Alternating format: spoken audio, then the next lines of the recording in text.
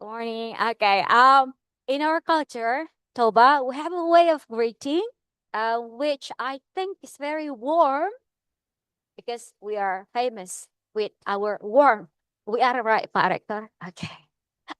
If somebody says to you, Horace, then not you should, but you have to. I have to force you to give me back the return by saying Horace. Can we try? Horace. That is the spirit. What? Thank you very much. So, Horace, good morning. Yeah, round of applause for all of us. Okay. Yeah. Ladies and gentlemen, good morning.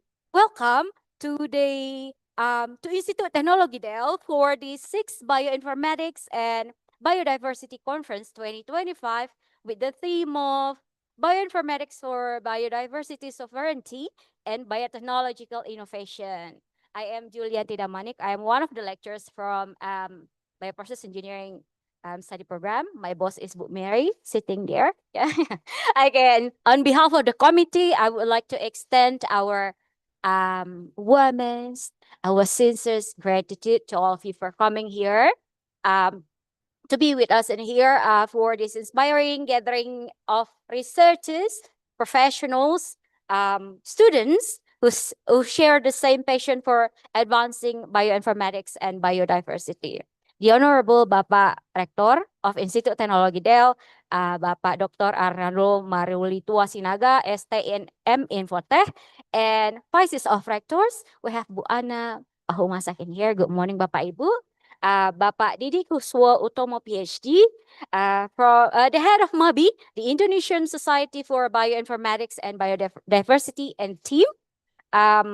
We want to greet Bapak Dr. Vincentius Simeon Weo Budianto, the Chief of Yayasan Satria Budi Dharma Setia, YSDS, and team.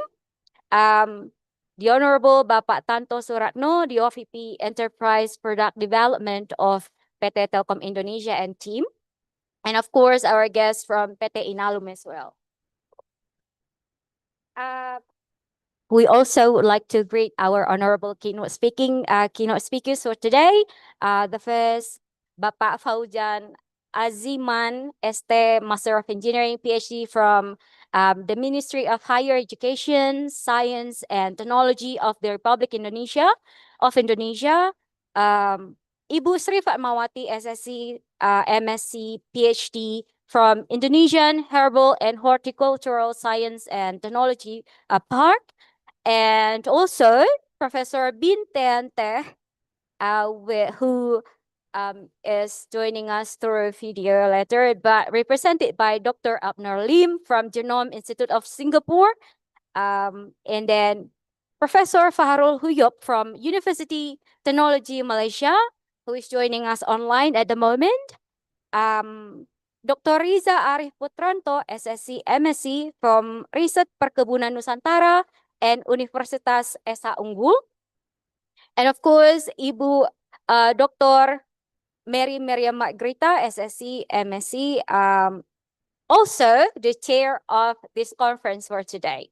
The honorable all respected presenters who join us today on site and also online, and of course, all of our distinguished guests.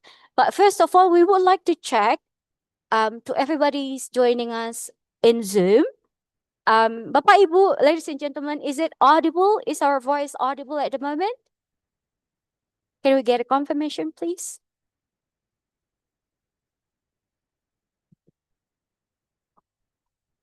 Bu Rebecca, is there any confirmation?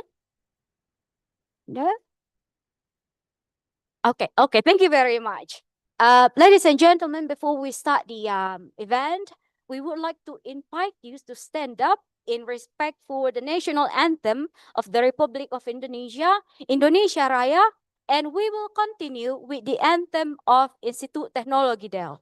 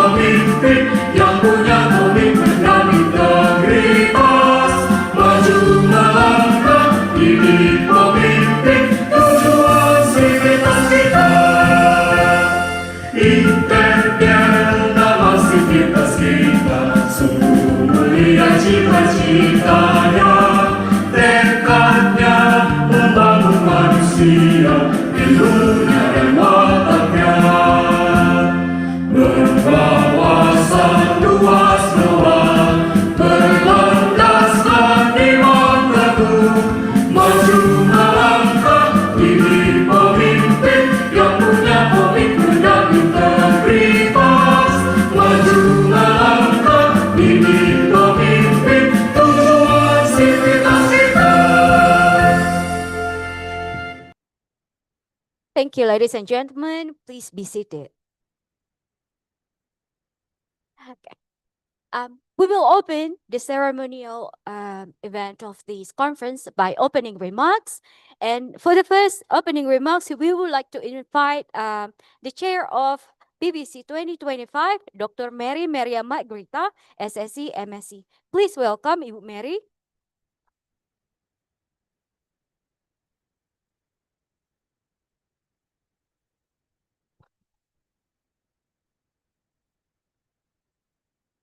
Good morning, our distinguished guests, respected speakers, colleagues, and dear participants. My name is Mary Mariamat Grita, and it's a truly great honor for me to stand before you today as the chairperson of the organizing committee for the 6th Bioinformatics and Biodiversity Conference BBC 2025 hosted by Institut Teknologi Del. On behalf of the organizing committee and the entire academic community of Institut Teknologi Del, I would like to extend my warmest welcome to all of you who have gathered here, both online or in person here, for this significant scientific event. First and foremost, I wish to express my deepest respect and gratitude to Dr. Arnaldo Maruditua Sinaga, Director of Institut Teknologi Del, whose visionary leadership and continuous encouragement have been instrumental in nurturing a research culture here that values innovation, collaboration, and excellence. I would also like to express my sincere appreciation to Dr. Didi Huswo Utomo, PhD, the chairperson of Masyarakat Bioinformatika dan Biodiversity Indonesia MABI.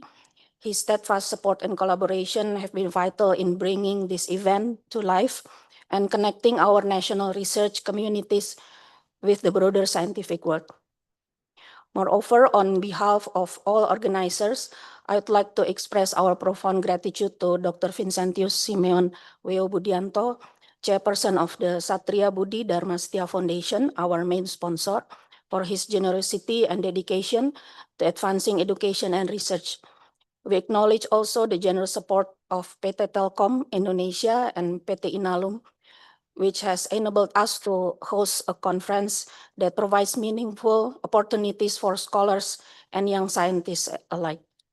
To all our partners and institutions who have supported this initiative, we would like to extend our heartfelt thanks. I'm delighted to welcome our distinguished keynote speakers from Indonesia, Malaysia, and Singapore, experts who have graciously joined us to share their insight and groundbreaking research. Your contribution will no doubt enrich our discussion and inspire new perspective among our participants. Ladies and gentlemen, the BBC has long served as a platform for scientists and researchers to exchange ideas, present their discoveries, and explore new horizons in the field of bioinformatics and biodiversity. This year's theme, Bioinformatics for Biodiversity, Sovereignty, and Biotechnological Innovation, reflects not only the technological advancement in our time, but also the growing awareness of our need to preserve and empower biodiversity as a cornerstone of our future. Through this conference, we aim to build bridges between disciplines, from genomics to computational biology, from data science to environmental conservation, and create dialogues that can lead to real-world impact. We are also very proud that this year, BBC 2025 is hosted here at Institut Teknologi Del, a campus located in the heart of North Sumatra, surrounded by the natural beauty of Lake Toba. This unique setting reminds us that our scientific pursuits are deeply intertwined with the environment we live in and the biodiversity we strive to protect. To all delegates, researchers, academicians, and students, thank you for being here and for contributing to this vibrant exchange of knowledge.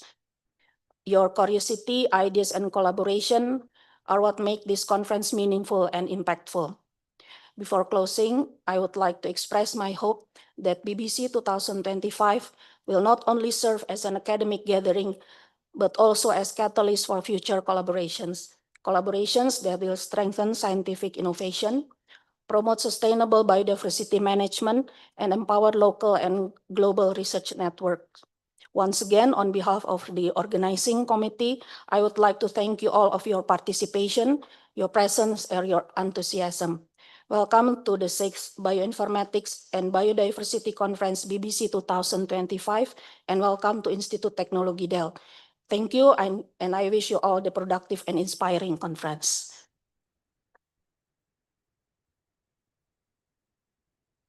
Thank you, Bu Mary, for your warm welcome and the introduction to this conference. The next, please welcome Bapak Didi Kuswa Utomo, PhD, as the head of MABI, the Indonesian Society for Bioinformatics and Biodiversity. Time is yours, Pak.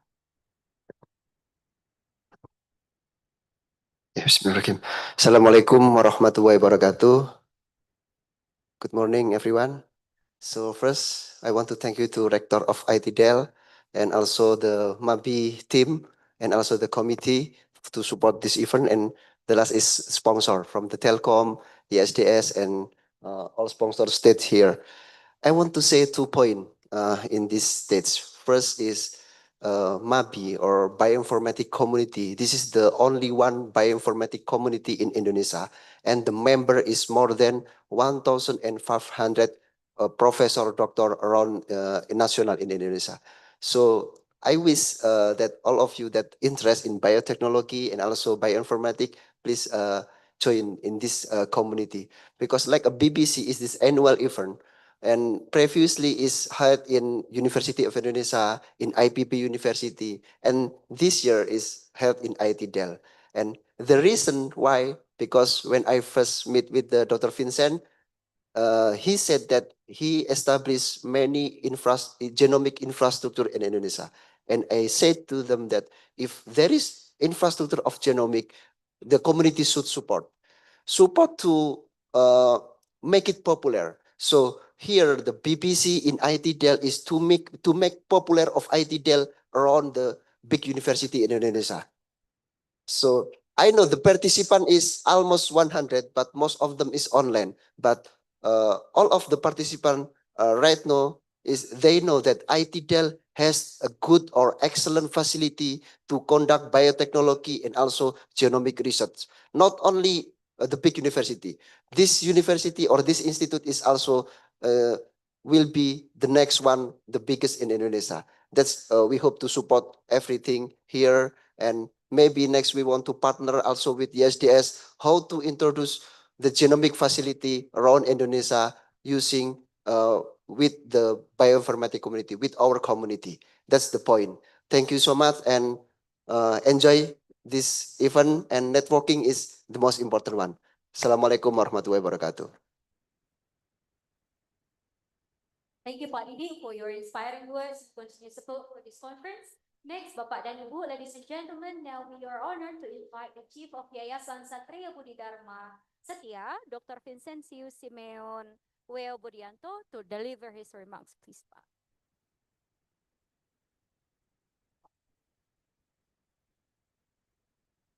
Good morning, everyone.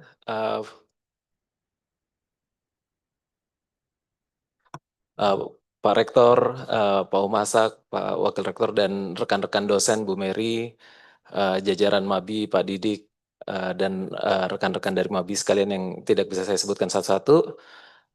Thank you for having us, and we are excited to support this event. And actually, I would just want to give a little bit update on what we are doing in YSDS. So in YSDS, we have Ignite program. It's aimed to push forward the technology and knowledge for genomics. And within this program, we have established more than 35 collaborations with universities across Indonesia. And we support more than, I think right now already more than 100 research on genomic. And in each province, we will establish at least one genomic or sequencing laboratory. And there are gonna be two big genomic center, and one is located here in Toba. So actually in Toba, we have a lot of sequencing devices start from PECBio. We have PECBio Refio, PECBio Onso. We also have nanopore in here, and also a high capacity sequencer from MGI.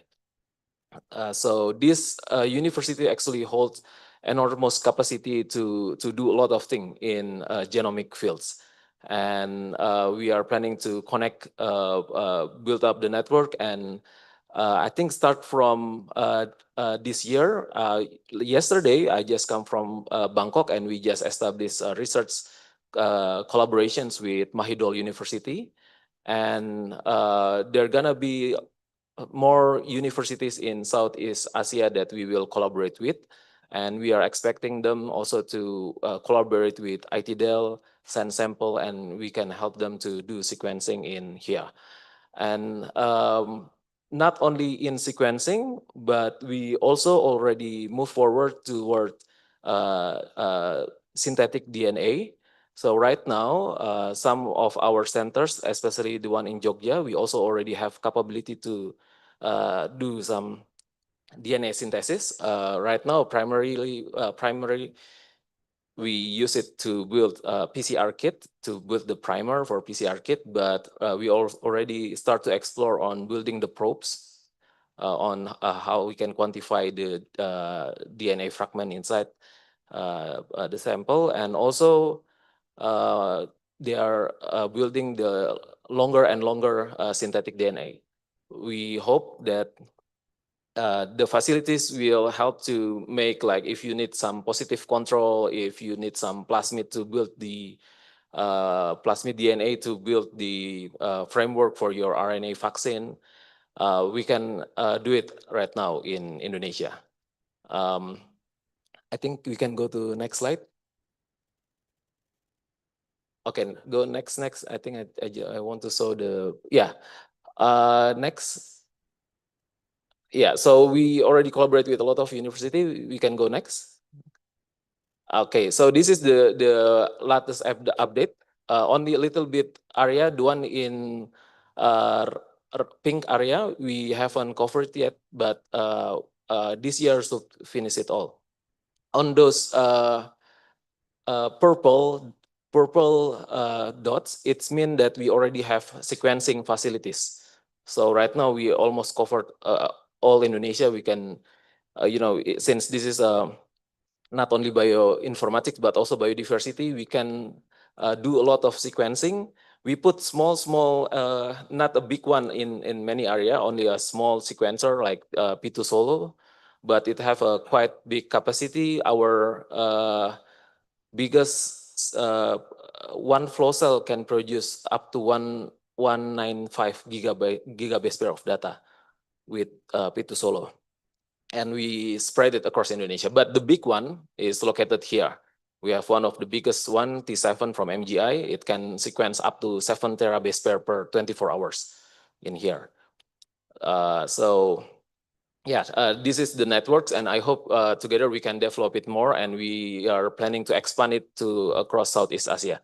Okay, can we go to the next slide, please? Yeah, next. Yeah, next, we also have international partner. Okay, next. Yeah, next, we can go next. I think I'm gonna be quick.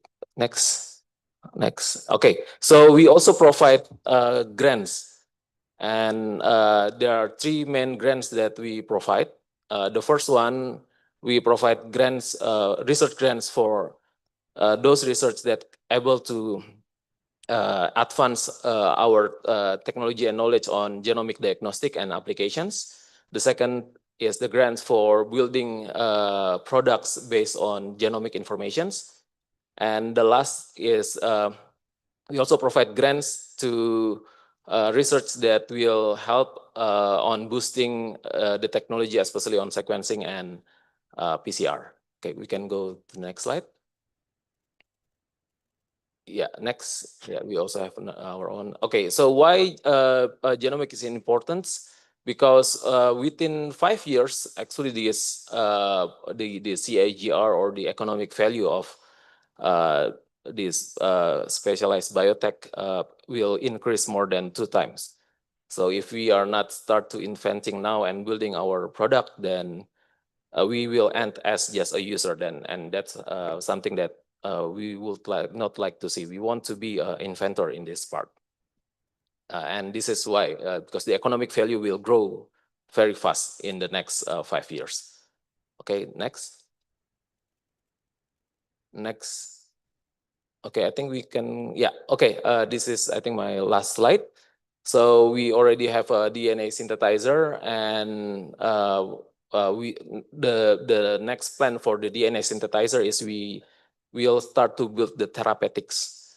So the facilities that we provide will help researchers to build your own. If you have the sequence to build more interfering RNA, then you can use it.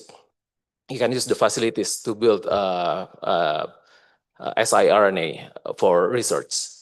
And I think that's gonna be the some. I mean, yesterday I just come from Bangkok attending RNA conference, and it's a lot of.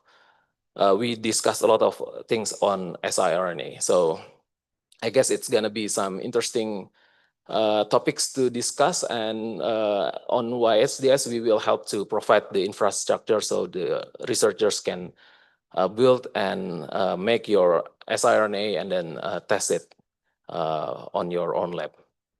Okay, I think that's all. I hope it's gonna be. I believe it will be interesting days, and let's collaborate more to build a brighter future for Southeast Asia. Thank you very much. Thank you, Dr. Frinson, for the support and also the sharing updates of the technological that we're having available in the centers. Okay, next, ladies and gentlemen, we will hear from the OVP Enterprise Product Development of PT Telkom Indonesia, Bapak Tanto Suratno. Please, Pak.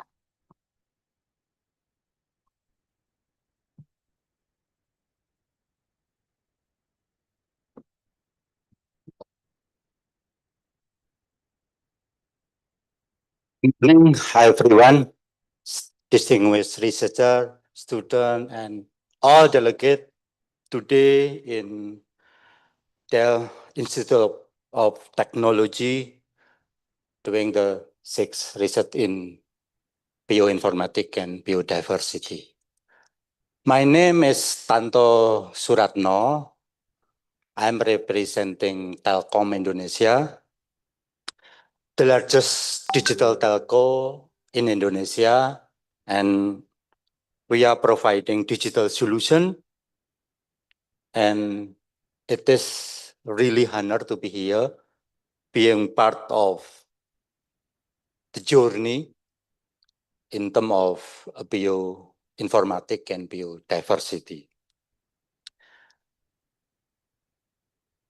In the world of bioinformatics and biodiversity, again, data is the most important thing. And then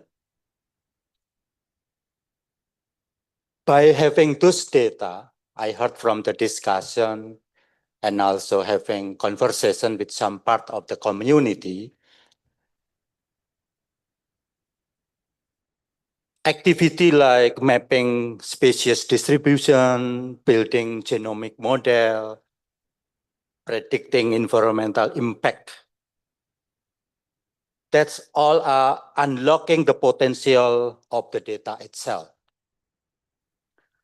A secure, reliable, and sovereign digital infrastructures being a vital part of the ecosystem.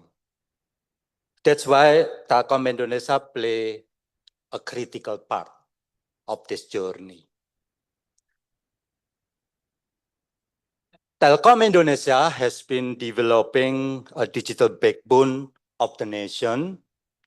We are deploying fiber optic as the fundamental backbone, as well as the base station transceiver for the communication. But also we are creating and developing and operating 35 data centers across the nation, including distributed cloud infrastructure within those data centers. This asset ensure the Indonesia scientific data can be stored in Indonesia. Telkom is not only providing connectivity, as you may know, but also provide what we call digital platform, enabling Indonesia digital ecosystem to strengthening national competitiveness. To support university, research institution, and innovation communities, we built what we call AI Connect. We work with the university to develop AI training as well as AI curriculum. The second we call AI Campus, enabling joint innovation and research activities related to artificial intelligence, including in bioinformatics and biodiversity use cases. And last but not least, AI Hub and AI Playground, where researchers can experiment, build proof of concept, also testing AI models. Our ecosystem is designed to support student researchers can access real infrastructures, real data set, and real use cases without barrier. In the bioinformatics and biodiversity domain, all are depend on at least 4 things: high performance compute, secure and scalable data storage, ability to transfer and process large data set, also compliant with national or even international data regulation. With our data center and distributed cloud ecosystem, including our partners such as hyperscalers like Google or Amazon or Azure, or perhaps Alibaba, we are providing not only fast, but also secure and sovereign. The meaning of storing and processing data that comply with our nation regulation, and put all those data inside our data centers, meaning Indonesia data centers. Ladies and gentlemen, the future of biodiversity and bioinformatics rely not only algorithm and science, but also on the digital foundation that carry all of them, carry all the activities. So infrastructures empower innovation, and innovation advance for the humanity. We are here to collaborate with the Dell Institute of Technology, but also collaboration with all researcher community to accelerate Indonesia's science. Again, thank you for inviting Telkom Indonesia be part of this meaningful journey. We are looking forward for better collaboration with all of you for a smarter, sustainable, and data sovereign future. Thank you. Thank you very much, Pak Tanto, for the support and the valuable insight. Now, we welcome Pak Rektor, Bapak Dr. Arnaldo M. Sinaga, STM Infotech, to deliver his opening remarks. And Pak, please officially open the 6th Bioinformatics and Biodiversity Conference 2025. Thank you, Pak.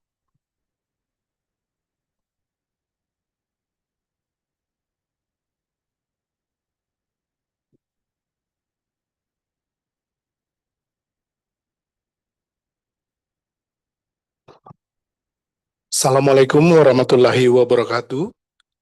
Salam sejahtera bagi kita semua. Shalom, Om Swastiastu, Namo Buddhaya, salam kebajikan. Good morning, everyone, and Horas.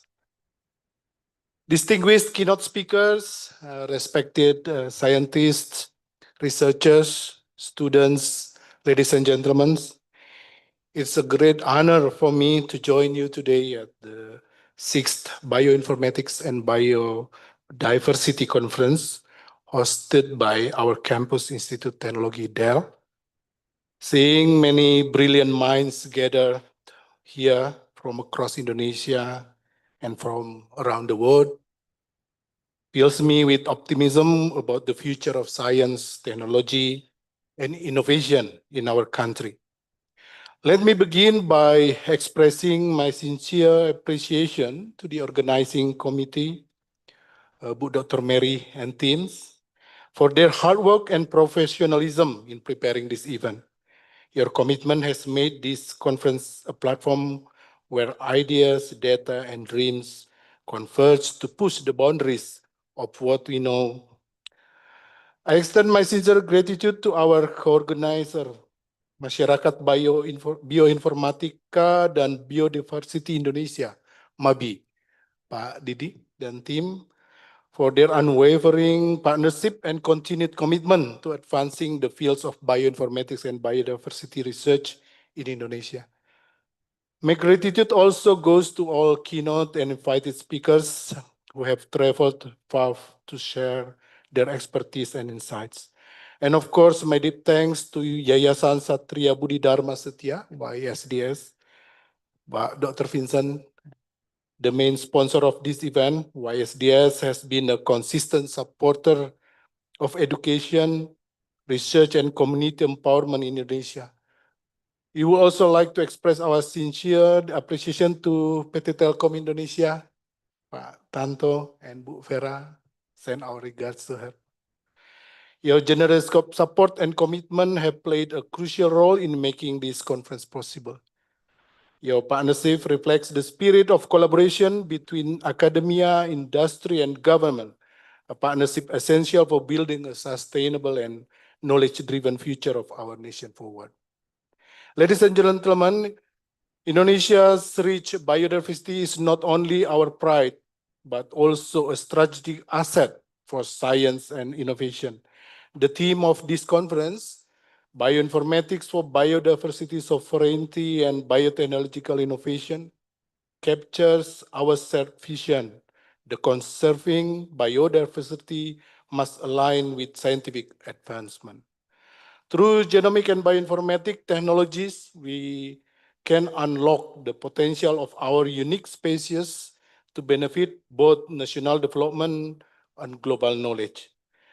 Genomic research today drives innovation in health and agriculture. In health, it enables precision medicine tailored to our genetic diversity. And in agriculture, it helps create resilient, high-yield crops for food security. Bioinformatics bridges these scientific discoveries with real societal benefits. To support this, Indonesia continues to strengthen its research infrastructure with advanced sequencing platform and high-performance computing systems, enabling large-scale genomic analysis. This marks a major step towards scientific independence and data sovereignty, positioning Indonesia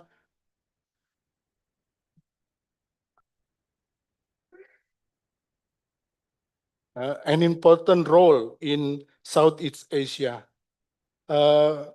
But technology alone is not enough. Science thrives through collaboration. I encourage our universities, research centers, and industries to build stronger partnerships, share data responsibly, and nurture young scientists. Conferences like BBC 2025 are vital to cultivating innovation and developing human capital, our greatest investment. As we advance, we must uphold ethics and sustainability.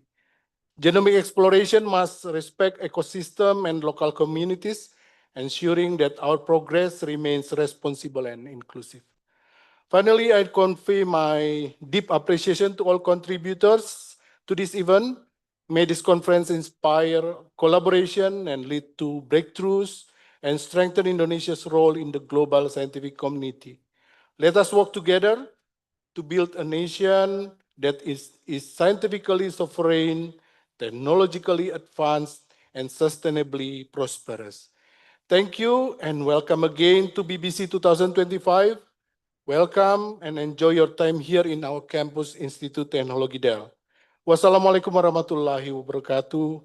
Shalom, Om Santi Santi, Om Namo Buddhaya, Salam Kebajikan.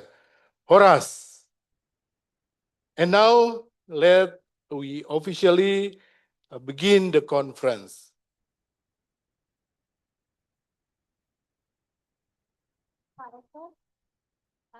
Sorry, Pak, can you please remind us here? We are going to incorporate the token of appreciation delivery. We invite Pak Didi, we invite Dr. Consensus from YSCS. We invite also Pak Tanto from PT Telkom Indonesia and Bu Mary. And on this occasion also, Pak, we have a great token of appreciation from PT Telkom as well that we exchange for today. Please.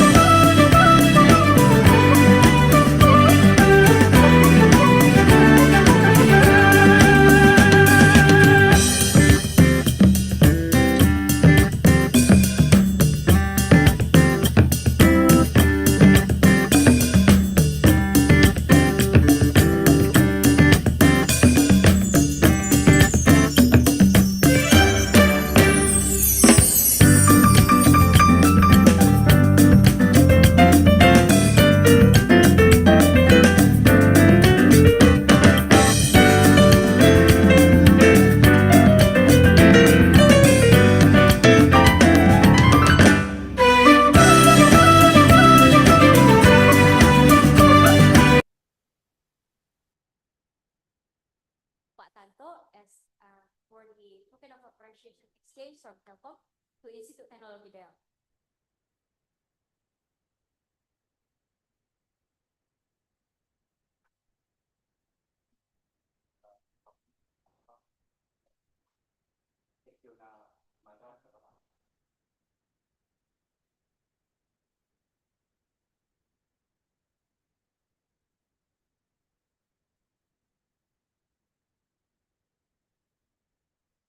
Bapak dan Ibu, please return to your seat.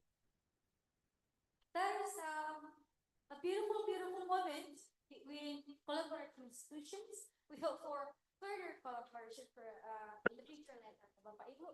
And now, on this special occasion, ladies and gentlemen, we would like to express our appreciation, our biggest appreciations to institutions that support us to have this conference for today.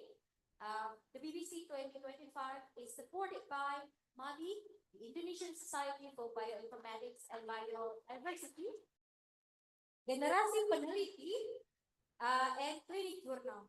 Our sponsors, Yayasan Satria Budi Dharma Setia, YSDS, and Paninbank, PT Telkom Indonesia, PT Inalum, and this conference is also co-hosted by Universitas Microsil. Thank you for your big support to our conference today. Ladies and gentlemen, this conference is now being held hybrid, and we have our keynote speakers, our presenters, and guests joining us at the moment as well through Zoom meeting. That is the official opening of this conference. We will continue with guest speaker session. And in this moment, we should have been with Bapak Jenderal TNI Kehormatan Purnawirawan Luhut Binsar Panjaitan MPA, but however, we regretfully inform you that Bapak Luhut Panjaitan is unable to join us at the moment due to unforeseen circumstances, and Bapak sent us the warmest regards for everybody of us in here today, and we thank you for your understanding. So now that being said, we will continue with our keynote speaking session. We will have our featuring our esteemed speaker here. The first, we will welcome Dr. Fauzan Aziman, ST Master of Engineering, PhD, that will be joining us today online. Let me have a moment, Bapak dan Ibu. I will read a little bit short CV.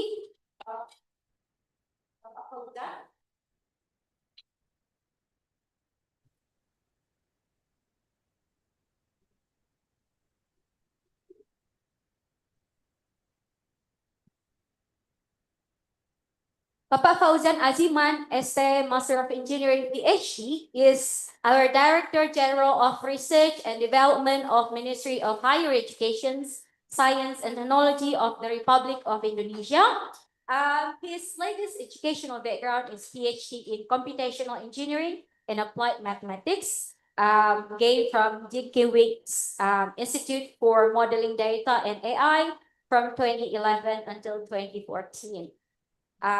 His latest license and certification is including Associate Professional Engineer Japan or Gijutsuhiho in Mechanical Engineering, gained from the Institute of Professional Engineers in Japan. Bapak has got a quite long career milestone. Besides being the Director General of Research and Development of the Ministry of Higher Education, Science and Technology, Bapak is also as a Vice Director of Nexta Research Center from 2020 until present in University of Oxford. So without further ado, we please Bapak Fauzan Aziman, time is yours, Pak. Thank you very much. Just to check that I think my voice can be heard. Yeah, it is audible and you are visible to us. Okay. Yeah, thank you very much. Thank you again for the invitation, and my apologies for not joining in person due to a parallel activity outside of Jakarta at the moment. But I really appreciate the activity today in terms of conference in the field of bioinformatics and biodiversity. So my background just been explained that I did partly my work in applied mathematics, a lot of computational work, but then applying that to physics, linking through science, through new materials discovery, and then ending up the last 7, 8 years before joining to the ministry, building a technopreneurship in the UK, US, and Japan. So I can see that this field is a growing field, which I think is very important. We do have pivotal role to bring technology and science for the future of our economic growth and also impact both socially and also for our environment. But before that, let me appreciate the invitation to Dr.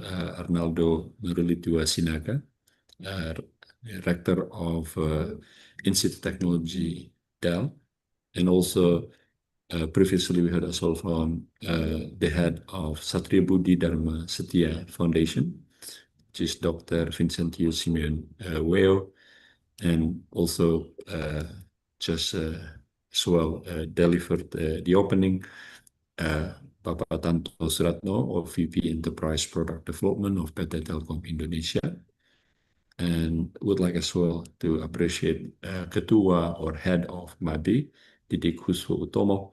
And also here we appreciate as well the presence of Mr. Abner Lim, Singh Health Duke NUS Institute of Biodiversity Medicine, and General Manager of Telkom Sumatra, Bapak Agung Tricahyono, Manager Research Management Corporate University, Hedi Krishna, and team and all members of MABI, YSDS, Telkom, and everyone joining, including keynote speakers, and also students as well joining. So thank you very much for joining the conference, something which we endorse that we do more often in terms of disseminations and exchange for our science and technology. Allow me this morning to talk about our policy, or R&D policy particularly, and then I would like as well to extend that more in particular in the field of bioinformatics and biodiversity. So again, my name is Fauzan Aziman, Director General of Research and Development from the Ministry of Higher Education, Science and Technology. Let me start with Indonesia's national R&D policy. So if you ask me what is one key page which can be explained in terms of our R&D policy. So our R&D policy is based off looking into both our opportunities in Indonesia, and also we do have challenges. So HDI is increasing, but at the same time, we still need to do some work in terms of our R&D because some challenges might limit our innovations and industry-wide productivity. So what we do now is we build 4 key pillars within the country. So the first pillar is human resource upskill. So human talent is number 1 in our agenda. So any, for example, research exchange and mobility, things which can improve our human talent in terms of their research, that is our top priority agenda. And then based on that, then we build our R&D in the way that it is more towards quality rather than quantity. Indonesia has been in the last 5 years working very hard, our researchers and also professors, increasing number of our research output in terms of papers. And then it is now we are going to a next stage where those journals and papers published, we are pushing towards more and more towards higher quality output. So this is something which is a strong pillar within the ministry. And then I will explain later on the way we then organize our funding scheme for this. And the third pillar is it's innovation downstream, or in Bahasa Indonesia we call it hilirisasi. The reason of this is we would like more and more to see output of university in terms of products, usually coming, of course, from higher quality journals and papers. Those can be then translated to industry. And then for the translations, we do need partnerships. For that reason, partnership is very strong. within our ministry that we would like to build more and more. So in a word, so the third pillar is how we scale up our output from university. And then the fourth pillar, so being pushing forward towards talent development, quality of R&D, and then also pushing through all the downstreaming and partnerships. So that would also be investment ecosystem. We would like eventually build our policies adaptively. So this is something which is more and more common across the globe, that technology disruptions is happening day by day with the pace that we've never seen before. So it's important that we build policy which can capture well the disruptions outside of our universities and disruptions within, of course, as well, our ecosystem.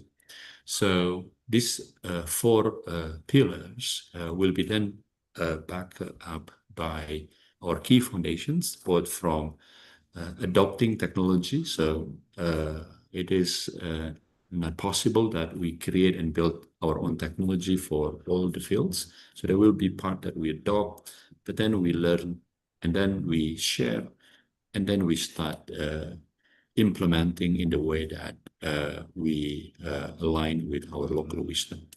We build also infrastructures. This is pretty much key. And then this is where I can see that Institute of Technology Dell is having a strategic both locations, also development plan, where infrastructures in IT Dell is actually one of the most well planned and equipped in bioinformatics in Indonesia. So we hope that we can link this up to our national programs more and more.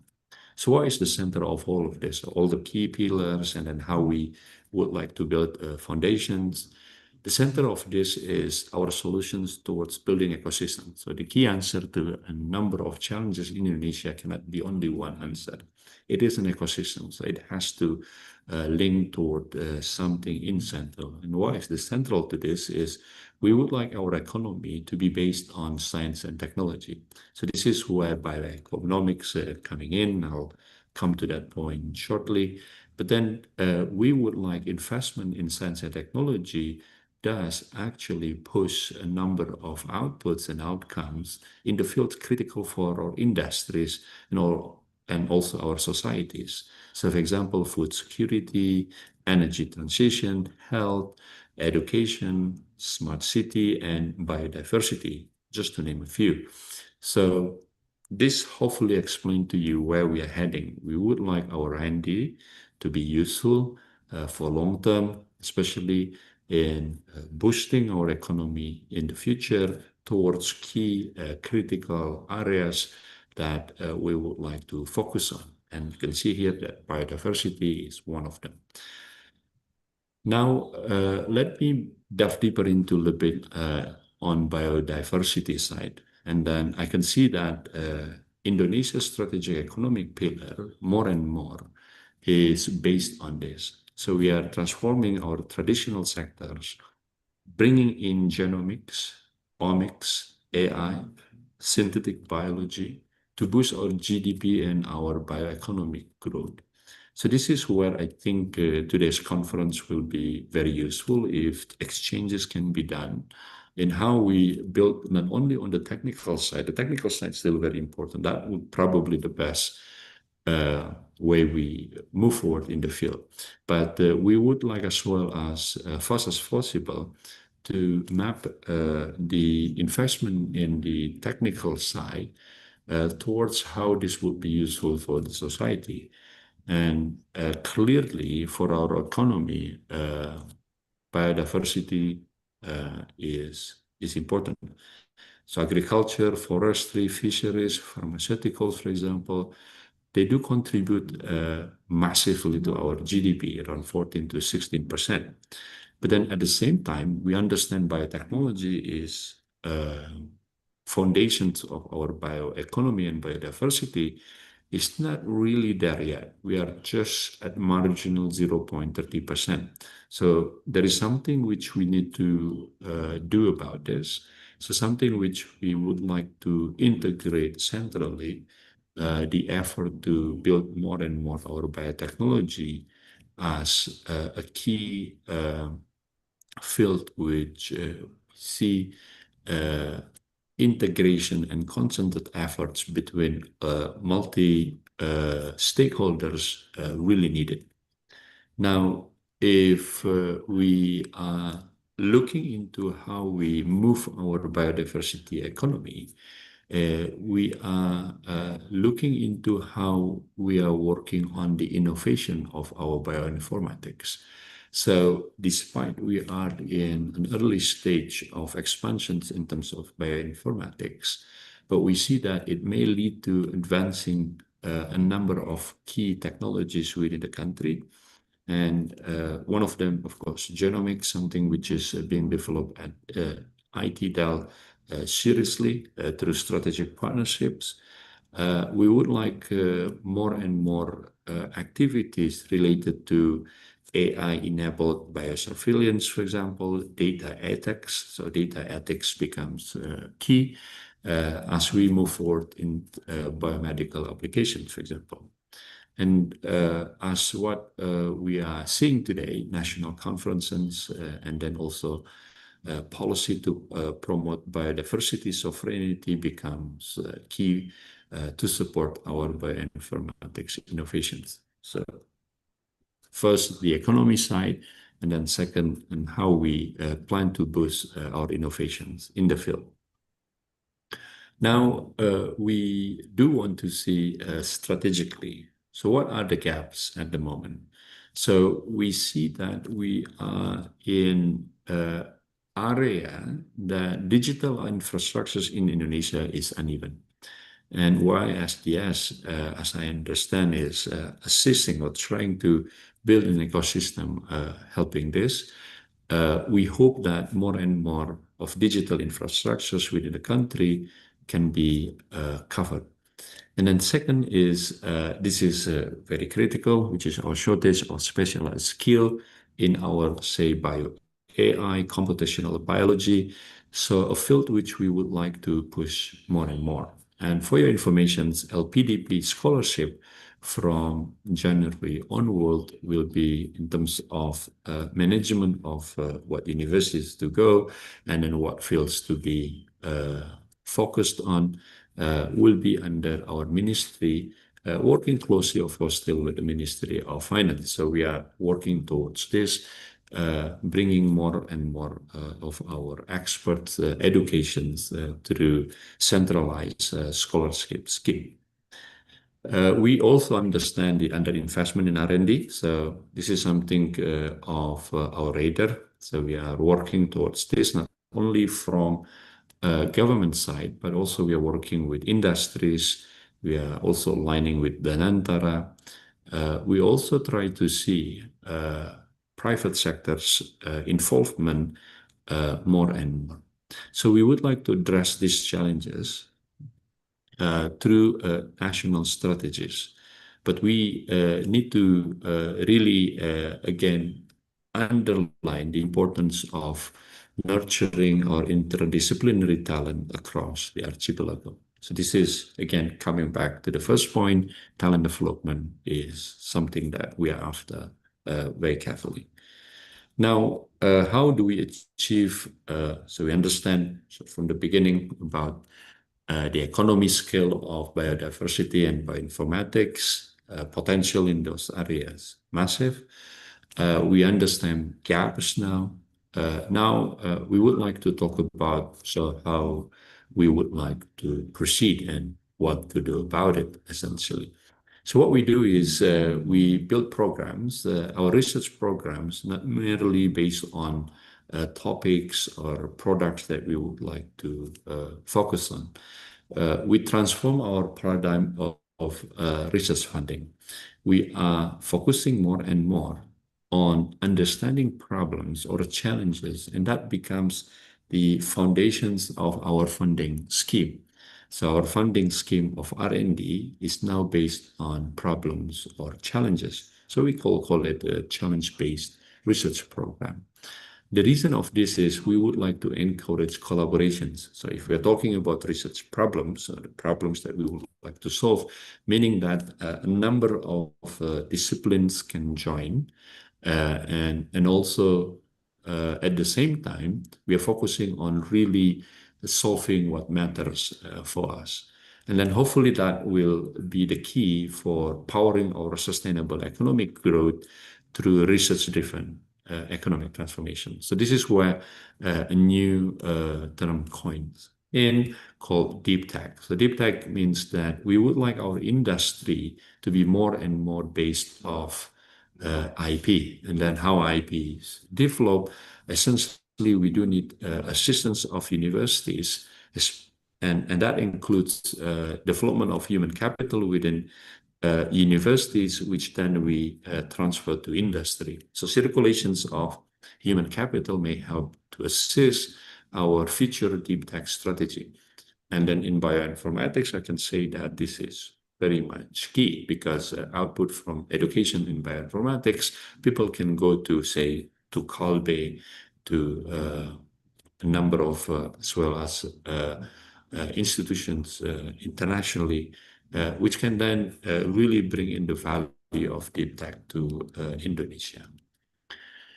And that is the principle. And then what are the programs? So here is the list of programs we have with the aim that all programs that we build, we start from ecosystem, as I mentioned earlier, talent development again, and then that will then boost our research focus. And then from research, we have a strong layer now called technology transfer or research translation. And then in the end, the top of the pyramid that we would like to build in terms of national research policy is society, or in Bahasa Indonesia, we call it masyarakat. So we would like all programs be focused on solving our society's problems, challenges, and societies include, of course, industries. And to achieve that, we need to strengthen our partnerships with a number of different stakeholders that include us, as well as industry, government, and international. So hopefully that give a clear directions of our national research policy.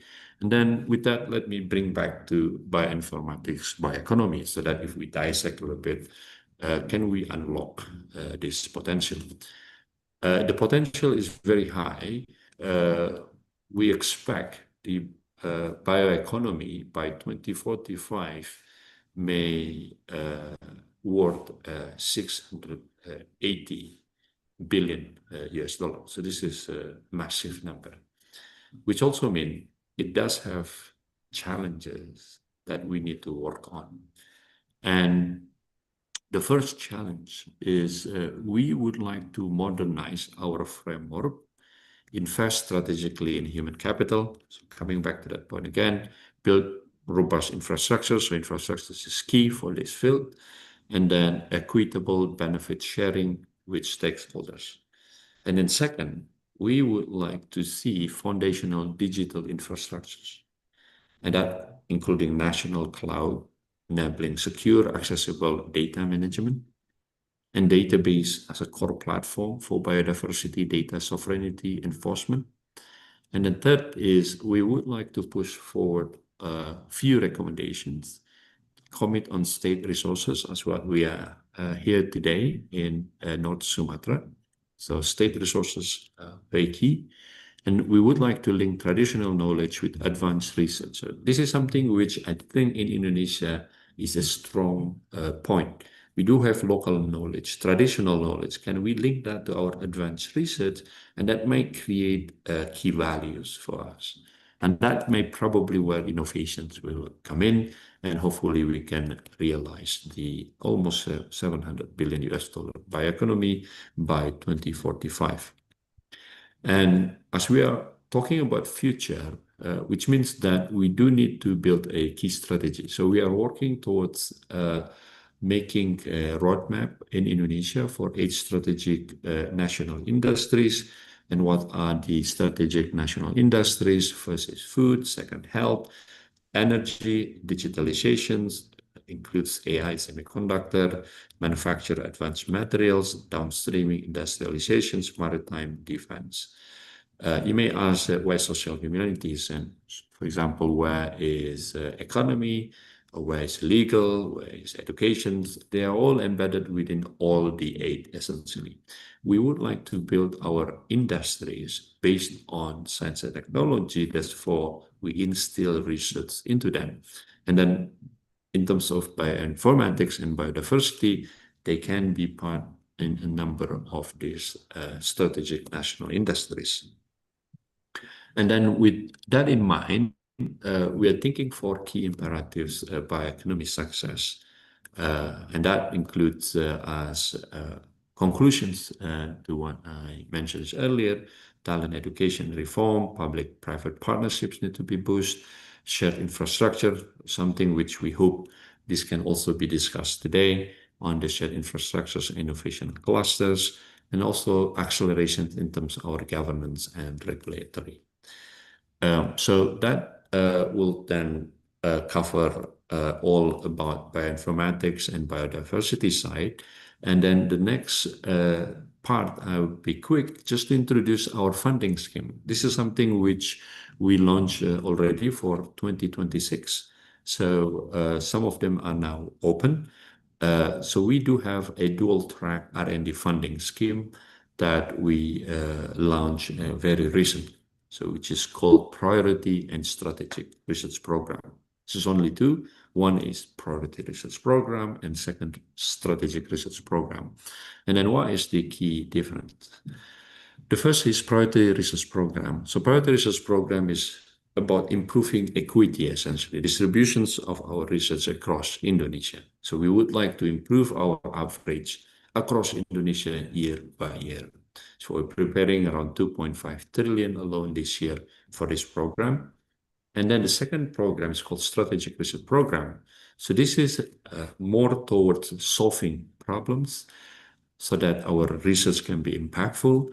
And then this is also targeting researchers who are doing well already, and then we are pushing them to do even better. So in terms of characteristics of funding, Priority Research Program is smaller. So this year we cover around 16,800 research all across Indonesia. So for example, one research program is around 150 million rupiah, but then strategic research programs is larger. So they, for one researcher can cover around 2 billion rupiah. So hopefully by being prioritized and also strategized, so we hope that our research can be boosted and then improve our research university and entrepreneurial university ecosystem within Indonesia. So these are schemes that we have. And then in terms of talent development, as I mentioned before, so align well that we do have academic leader research grant, which is new, where we can fund one researchers, associate professors or professors to be funded up to 2.5 billion rupiah for 1 year, and it can be extended for 3 years. So this hopefully can be a strong inertia to build our R&D ecosystem, especially ecosystem requiring more investment for R&D. And all this will not work without collaboration. So we are pushing more and more in terms of partnerships. Again, why I bring this point back, the reason is we would like to be bluntly clear. So what do we need from industries, from communities, and also, of course, from government? It's only one: high value problems. So we would like to use high value problems to scale up our output in terms of our R&D. And then we would like to see that campus becoming a node of economic growth, something which we are trying to push more and more. And for that reason, we are now mapping our research activities across Indonesia. So here we have around 66,000 research in Indonesia for the last 5 years, involving 2,100 universities. And then we are linking where they're located, what they're doing. And then we also do not only on the upstream part, but also on the downstream research, including as well products.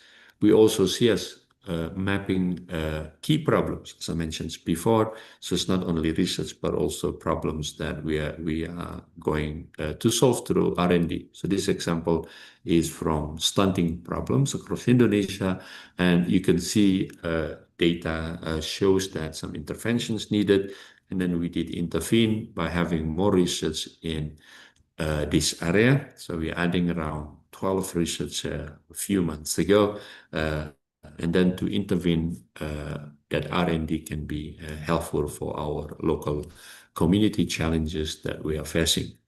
So hopefully that explained a lot about our national policies on R&D and programs. And lastly, just a few key slides that we are pushing towards commercialization. So the reason why commercialization is important, because this is where we would like to scale our outputs. So we understand that there are challenges. So in the lower TRL, for example, we have technology related value of that. And then when you're pushing towards higher TRL, you have commercialization value of that. And then when you spun out your company, but then you are now facing profitability value of that.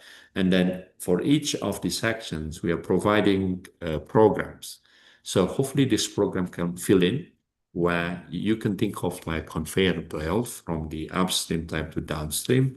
And in the end, the way we scale up our outputs through partnership. So partnership as today, for example, with Telkom coming in and also YSDS joining with ITDEL, I can see that this is on the right trajectory. And lastly, recently we gathered a number of research products from a number of universities. At the moment, we completed around 20 so universities. We received around 900 products ready for commercializations. So we are working towards building a technology transfer office, essentially at the national scale.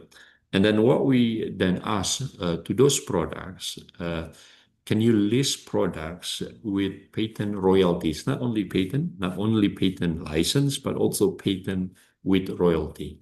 And so these are some key points that we get across different technology readiness level. And then y-axis is royalty in rupiah per year.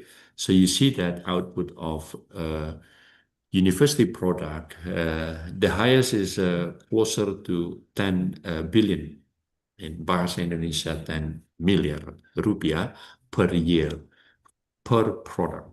And then what products usually in this spectrum, we can say that they are more in the health area spectrum. Pharmaceutical as well, highly around this area.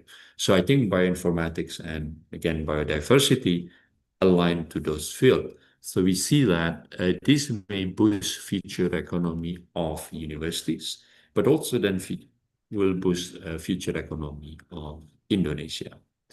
And for a concrete example, so I bring back as my last slide is say, if we can boost our computational bioprospecting, for example, and then this may accelerate our drug discovery program, where drug discovery program in Indonesia, especially say on herbal database and that computational biology using machine learning, something that we can push because of in Indonesia, we are so diverse that our medicines will probably be built based on foreign countries' data. So they are not perfectly fit well for our genes, for example. And this creates a huge market in Indonesia itself. Understanding about our own may start from bioinformatics, and that could help to solve a number of key health issues in Indonesia in the future. So hopefully we can combine our cultural knowledge, our local wisdom with cutting-edge technology for faster market-ready therapeutics, for example. Hopefully that explains well our key policy. And again, my apologies for not joining in person, but hopefully this explanation provides a strong starting point for the conference today. Thank you again very much for invitation.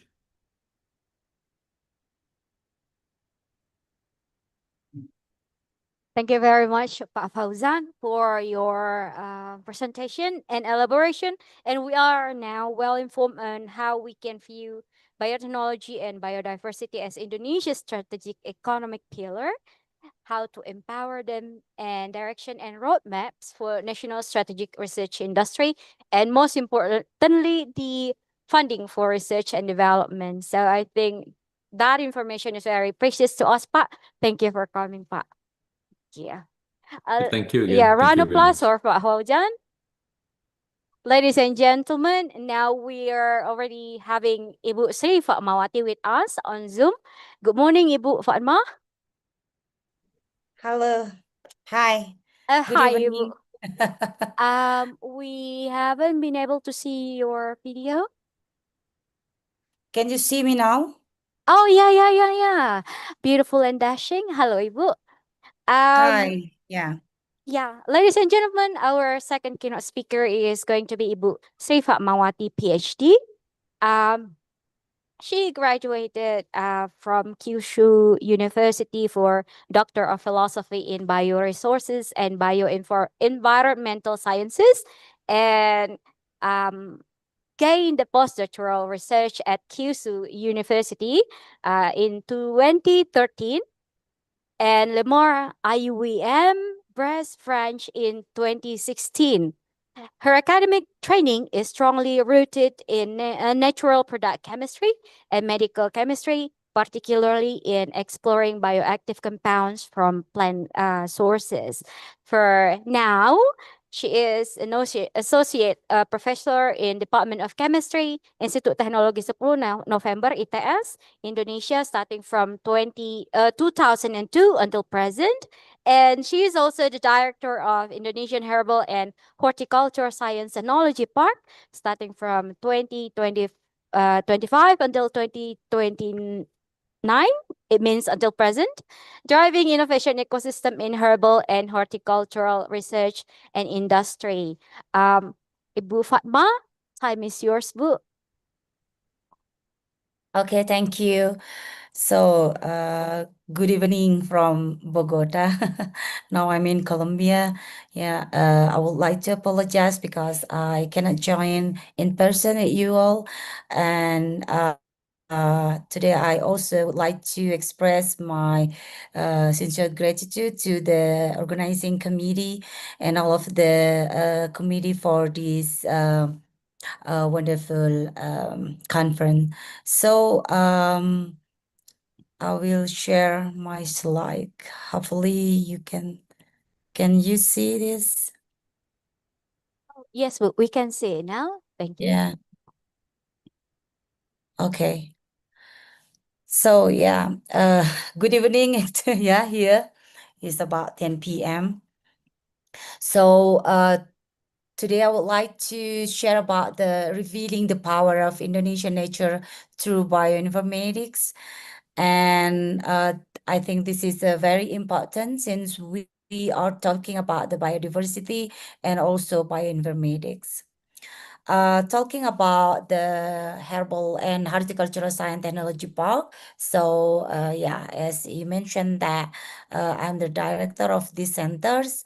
Actually, this center is the one of the government initiative as a leading herbal and horticultural research center in Indonesia that produce innovation and technology that is globally competitive, sustainable, and socially impactful under the Ministry of Higher Education, Science, and Technology.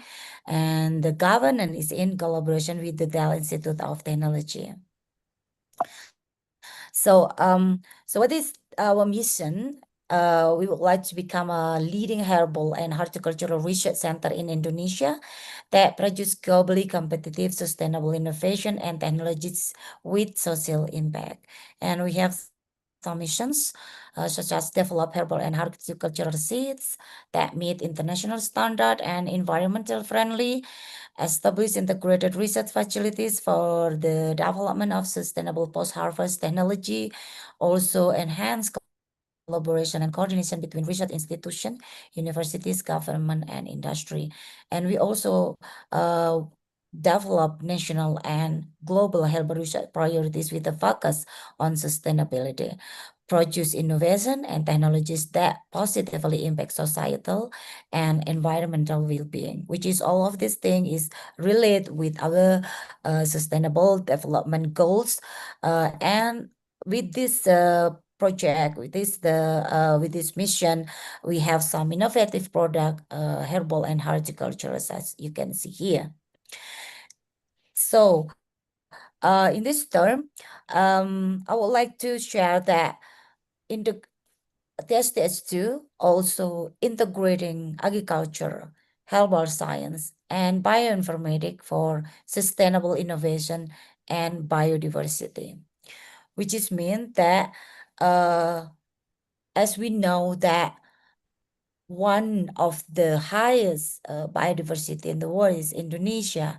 As you can see in this slide, this is the biodistribution map of Indonesia, which is have been scientifically studied site by lab NPSC. NPSC is Laboratory of Natural Product and Synthetic Chemistry, which is now also the lecturer in that lab. So you can see here, this is a spot, this is the site where we have isolated compounds from traditional medicine and plants. Okay, talking about the bioinformatic integration to enhance natural product innovation, first we need to accelerating discovery through data integrations, and also we need to predicting biological activity in silico screening, and supporting drug development and optimization by identifying pharmacokinetics properties such as absorption, distribution, metabolism, excretion, and also the toxicity. So we can do like looking for the candidate and then database searching and bioinformatic clarification. Let's say, for example, the structural identification, and we can do like bioinformatic prediction for molecular function, biological process, pathway, and also possible interaction. And finally, we provide evidence in vitro and in vivo study. And based on this, I would like to present some of our results in ITS, in Laboratory of Natural Product and Synthetic Chemistry, which is now we continue to enhance our research based on this project. So first is biological. Sorry. First is biological activity evaluation and in silico studies of polyprenylate benzophenone from Garcinia celebica. Yeah. Garcinia celebica, if you know mangosteen, this plant has been empirically used as a folk medicine to treat endemic malaria by local people in Papua. So early study reported that cytotoxic activity and anti-plasmodial activity of Garcinia celebica, and this study is aimed to isolate the polyprenylated benzophenone from the root bark of Garcinia celebica and assess their activity in vitro and in silico. So as you can see here, this is how the cancer cell grow up normally, which is the inviting healthy cell, right? And for the anti-plasmodial activity, the plasmodium attack red blood cell, which is finally they can block our body. And from this study, we try to isolate the compound based on this structure you can see. So we do extraction and then we do fractionation and the in vitro and finally in silico. So we do like antioxidant, cytotoxicity, antiplasmodial, and also molecular docking and also ADMET. So based on this study, we have some result that you can see from this slide. We isolated some polyprenolated benzophenone from Garcinia celebica. We found some novel bioactive compounds such as cyclosantosimol and also isosantosimol and santosimol itself. And we tried to perform the cytotoxic activity, and you can see that based on this research, all compounds exhibited strong cytotoxic anti-cancer activity based on in vitro assay in various cell lines. And also, we found that isosantosimol being the most potent against MCF7, which is this breast cancer, and also we done with the HeLa or cervical cancer cell, and we have B16 melanoma cell with IC50 lower than cisplatin. Then cisplatin is the reference drug, which is the IC50 value of 10.18, 10.73, and 12.39 micromolar respectively. And also, from this benzophenone, we got the result that they saw antiplasmodial activity, and isosantosimol was active as against the Plasmodium falciparum strain 3D7 with an inhibition percent of 83.97%. And this is the compound, yeah. And for the antioxidant potential, the santosimol itself, so santosimol demonstrated the highest antioxidant potency, which is the SPS is like 2.33 microgram per milliliter. IBTS is IC50 0.53 microgram per milliliter. And this is we try to analyze that this result attributed to multiple hydroxyl groups. As you can see here, they have a lot of hydroxyl group. And then we try to perform the in silico studies on polyprenolated benzophenone from the Garcinia celebica. We use the human alpha estrogen receptor or TRAT, and all of this compound exhibited strong binding affinity, as you can see here, toward the human alpha estrogen receptor, that this in silico results so indicating potential in suppressing estrogen-driven tumor growth. And also, based on this, we found that santosimol demonstrated the most stable and favorable interactions with the MDS is 162.832 kilocal per mole, and the ligand in itself fit into the ligand binding domain of the receptor, which is forming the hydrogen bond and also direct interaction with key amino residues such as DSRT, PO7, and also FOL 534 residues. And for the Plasmodium falciparum dehydrogenase enzyme, we try to do this enzyme in silico.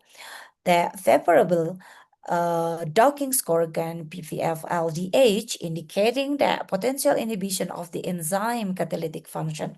And isosantosimol again exhibited the strongest binding activity, and the key residue involved in ligand interaction included TSR and 101 and 29 and ISP53, as you can see here. Well, this is the 2D and 3D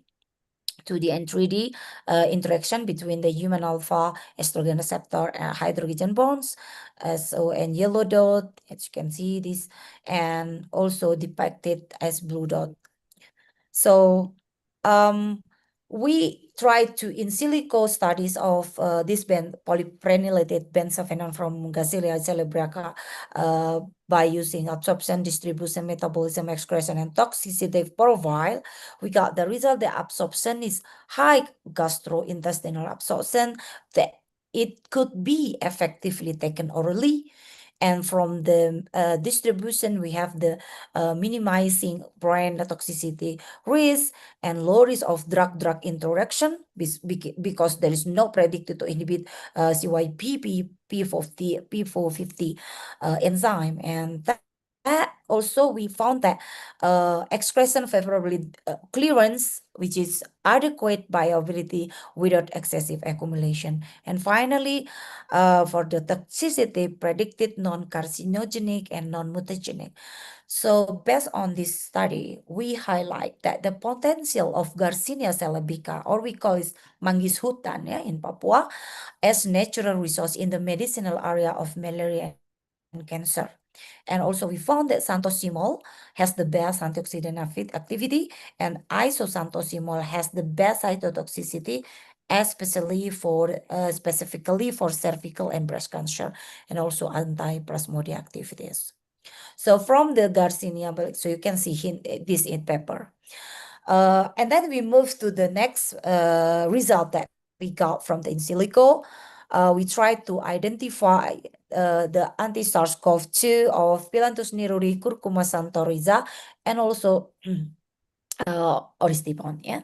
So we know that SARS-CoV-2 is global pandemic in 2019, have a mild to severe respiratory symptom, etc., etc.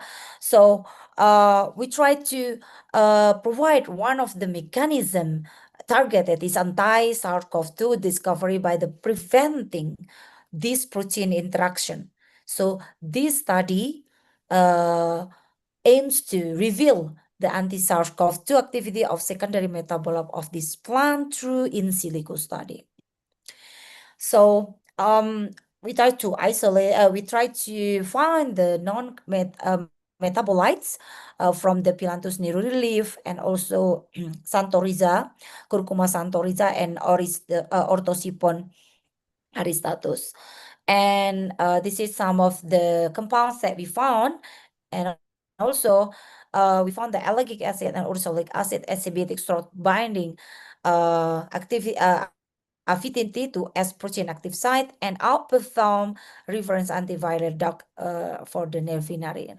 And also we found also that one of the important components routine exhibited strong binding affinity to both target 3CL Pro and S protein active site, which is outperform reference antiviral drug like remdesivir and nelfinavir. And based on this is this molecular docking visualization of Piranthus niruri, Curcuma santoriza, and Orthosipon aristatus. Yeah. And the main protein essential for viral replication, which is the routine, so the stable hydrogen bonds, and which is spike of glycoprotein of S protein mediate virus into entry into hostile. So which is it means that routine itself bond effectively at receptor binding domain that potentially blocking H2 interaction. That means that routine is potential antiviral compound as it interfere with both viral replication and cell entry of SARS-CoV-2. So this is our in silico studies and absorption, distribution, metabolism, elasticity, so good oral bioavailability and low predicted toxicity. So from this, you can see more in our journal. And the other one that we try to review and we try to get the natural bioactive molecule for the treatment of COVID-19, how to some compounds acting as antiviral again have similarities in the types, genomic composition, and also structure of SARS-CoV-2 itself. So as you can see here, some of the compounds that methyl-eugenol, leptospermanone, flavocyanone, and all of these isolated compounds. So the inhibits the growth of influenza virus at that time. So interestingly, compound with higher activities against SARS-CoV-2 in terms of lower binding affinity or docking score in earlier studies. And we tried to find out whether the natural bioactive molecule for the treatment of COVID-19 at that time. We know that in Indonesia, yeah, I love jamu, yeah. So some part of medicinal parts are used as the traditional herbal therapies to alleviate the symptoms of respiratory disease, and the effectiveness of some disease remedies has been scientifically proven. So this is some of part, and that's why repurposing existing drug and current natural bioactive molecules is very important. Okay, we move to the next result. Yeah, how we try to isolate the compound and to have the metabolite profiling of Borneo Gonistilus banchanus. Yeah, Gonistilus banchanus is endangered from Borneo. Is also is gaharu. Yeah, we call it gaharu, and this research is aimed to explore metabolomic and how the metabolite profiling of this gaharu. Yeah, so over 200 natural compounds were identified, and while the major compounds is like terpene, flavonoids, phenylflavonoid, and saccharide. And this finding actually revealed the valuable bioactive and aromatic chemicals that support biodiversity conservation and potential industrial application of these species. So, and we move to the next result on antioxidant alpha-glucosidase inhibitory and also cytotoxic activities of Mangifera rufocostata. In Kalimantan, yeah, this is native to Borneo, Kalimantan, and has a very sour taste. Yeah, we call it asam tandui. Yeah, in Kalimantan, and also it has been known as traditional anti-diabetic agent. So that's why diabetes is a condition where insulin secreted in pair, and also reducing the peripheral glucose uptake and leading to elevated blood glucose level, which is finally hyperglycemia and have a diabetic long-term complication. And we found that some of compounds from these plants, that mangiferin, quinic acid, gallic acid, and 3-methoxy-4-hydroxyphenyl glycol. And thus research show that methanol extract has strong cytotoxicity against the ST29 cancer cell, which is the female colorectal cancer.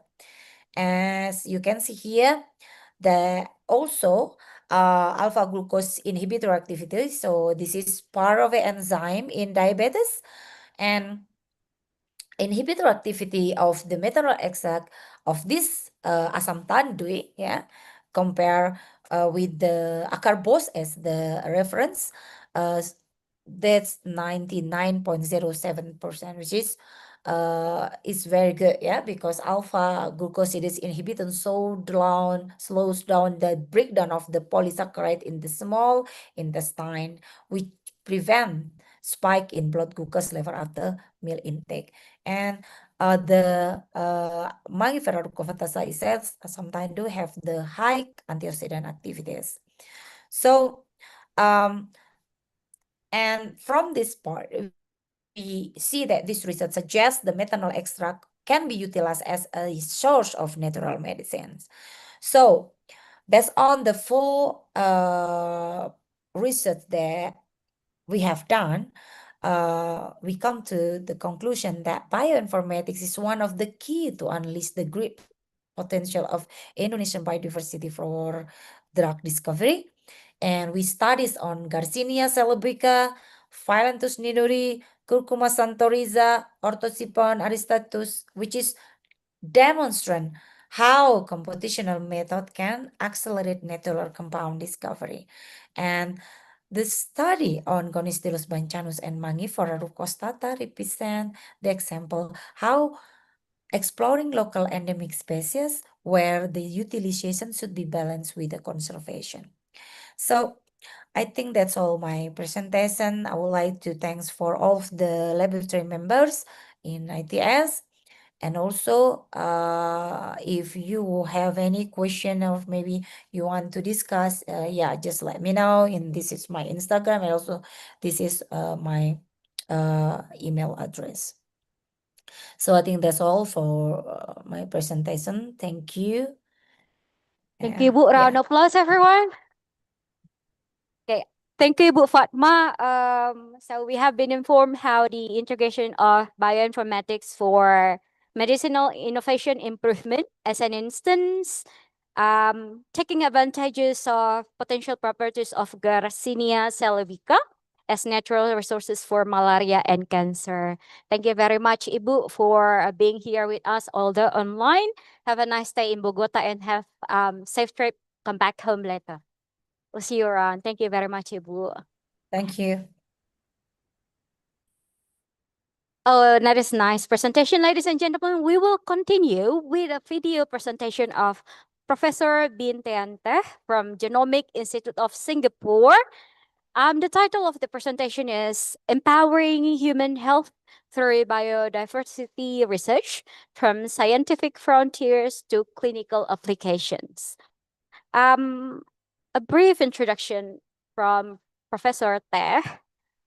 His educational background, his latest, is postdoctoral fellowship from Karolinska Institute, Sweden, and his academic and professional highlights.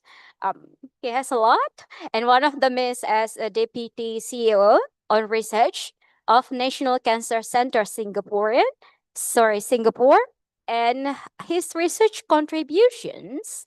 One of them is leading groundbreaking research on Asian prevalent cancers, especially herbal carcinogen-related cancers and cholangiocarcinoma. And he has founded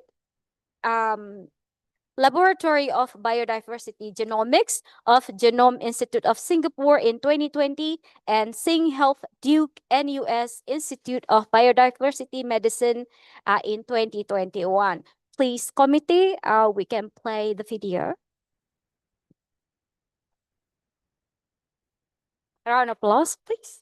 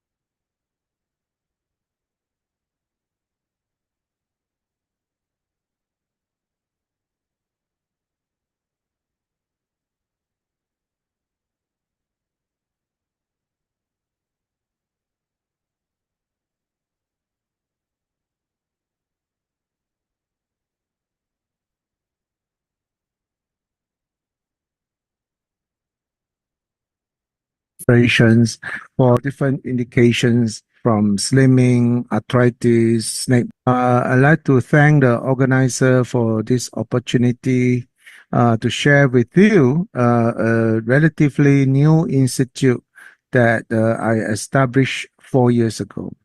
This is the SingHealth NUS Institute of Biodiversity Medicine, or BDMed in short.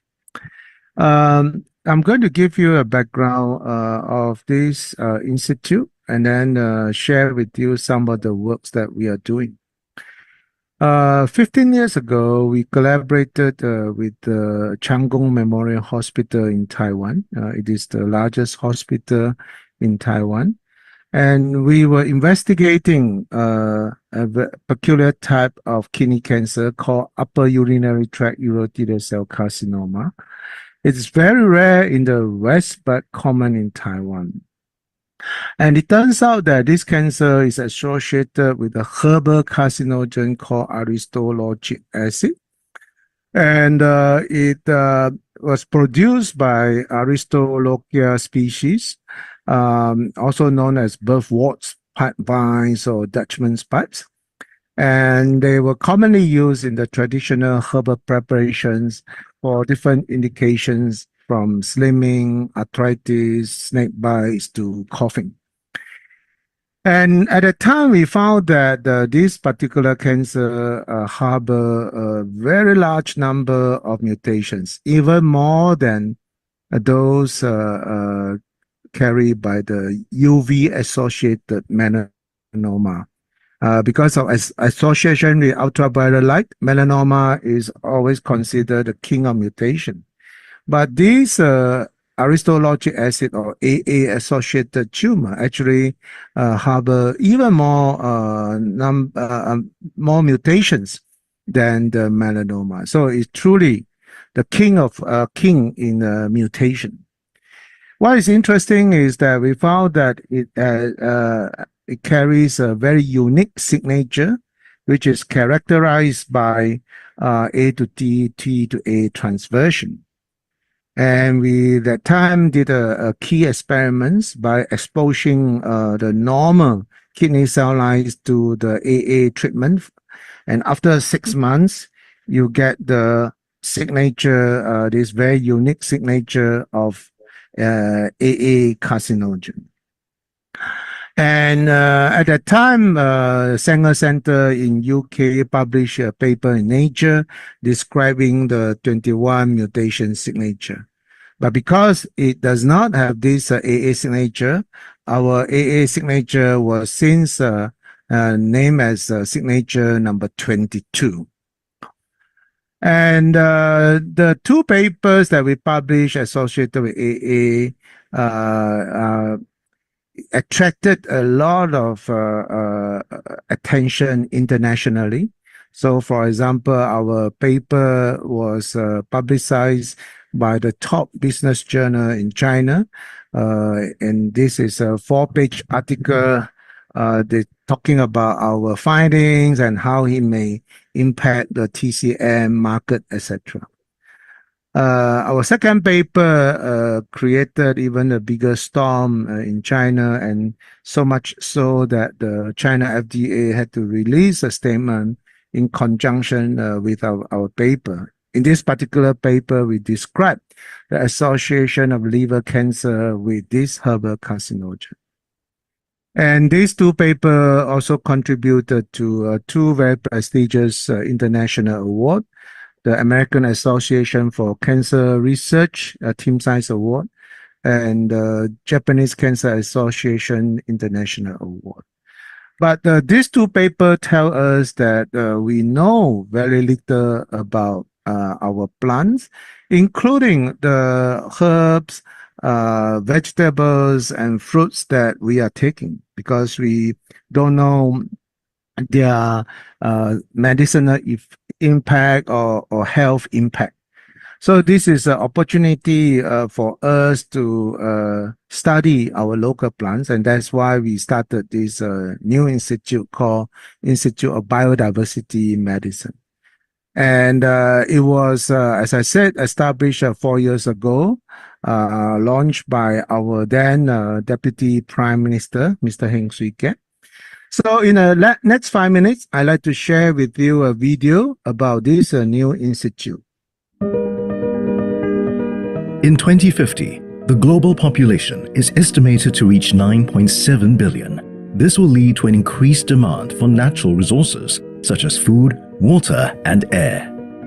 Biodiversity is a key pillar of health and medicine. The biophysical diversity of microorganisms, flora, and fauna provide extensive knowledge and potential benefits for biological, health, and pharmacological sciences. The SingHealth Duke NUS Institute of Biodiversity Medicine aims to drive and accelerate biodiversity research that can promote all aspects of human health and wellness. The Institute will leverage the SingHealth Duke NUS Academic Medical Center's breadth and depth of expertise in patient care, extensive capabilities in basic science, clinical and translational research, as well as strategic partnerships with scientific, innovation, and environmental agencies to do cutting-edge biodiversity research that impacts medicine and health. Biodiversity is an important area of research with a far-reaching impact on our society. Looking to plants for answers to disease and medicine is not new to us. From the early days of pain relief through salicin that was found in the willow bark and subsequently developed into aspirin, to our recent research findings linking herbal carcinogen aristolochic acid to liver cancer, as well as our world first cracking of the genetic code of the king of fruits, the durian, progression in science and medicine is often tied back to the environment and ecosystem we live in. This institute has 3 signature programs. The Herbal Biodiversity and Medicine Program will use innovative technologies to extract and study plant components that may have promising nutraceutical benefits to fight common diseases. The Institute will leverage molecular biology to identify plants that could accelerate drug discovery or provide alternative therapeutic and nutritional health benefits. The Food Biodiversity and Nutrition Program will look at food as medicine to manage diseases alongside conventional treatment. The Institute will also generate new knowledge and technologies in plant-based food diversity to contribute to food sufficiency and security.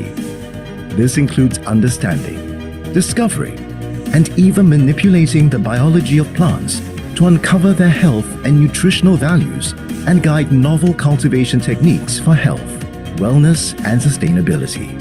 The Urban Biodiversity and Wellness Program will tap on the potential healing effects of nature to enhance our environment and promote wellness. Existing global studies have proven that engaging with nature using multiple senses of sight, touch, and smell can promote patients' physical and mental recovery. To support its research, this institute will develop 12,000 square meters of garden space spread across SingHealth's hospitals. These gardens will feature state-of-the-art aquaponic systems that can maximize the nutrient yields of plants for research and potentially contribute to the food supply for hospital inpatients in the future. With a much deeper understanding of the nutritional and medical benefits of the biodiversity around us, I envision a future where we can understand, prevent, and fight diseases more effectively. We could even create new varieties of plant-based foods that are healthier and more sustainable to benefit not only our patients, but also our population for generations to come. The possibilities are endless.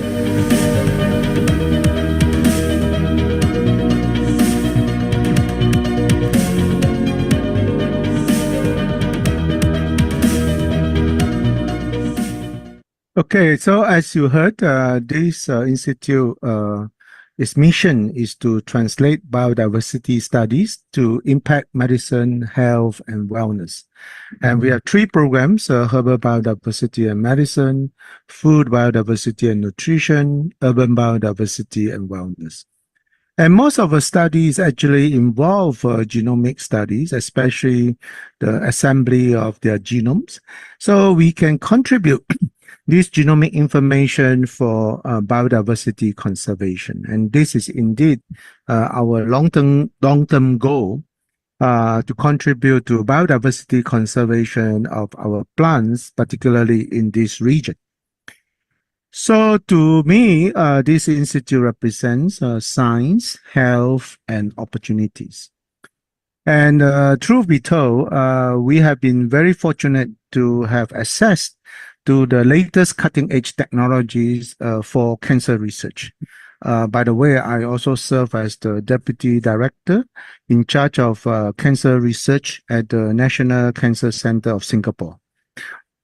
So our idea is very simple. Why don't we transfer these technologies to study plants, and that will put us in the forefront of plant research. And the first thing we did was to establish a genome assembly pipeline. I think most of our local plant genome has not been studied at the genomic level. So again, this is an opportunity for us to contribute to the characterization, assembly of the genomes of our local plants.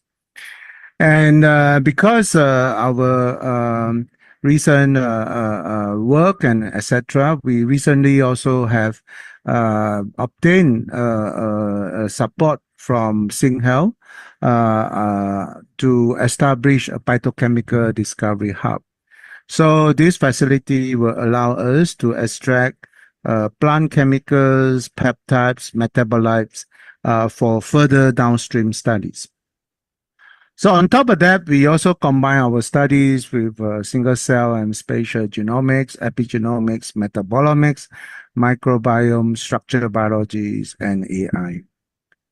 So besides that, SingHealth is the largest health organization, and we have access to patients, and we carry out the largest number of clinical trials.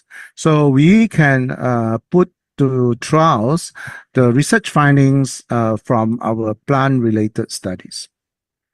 And following some of our works, so for example, we were the first to complete or crack the genome of the king of fruits, durian. And through this study, we also managed to elucidate the biology of its smell. And this is in a letter from our then Prime Minister, Mr. Lee Hsien Loong, a congratulation letter from him.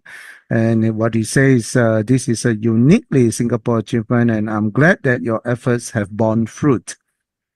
We found that the durian has 45,000 genes. This is Dario zebatinus, and 70 million years ago is related to cacao, which is chocolate. And from these genes, we managed to dissect them into different classes of genes based on their biological processes.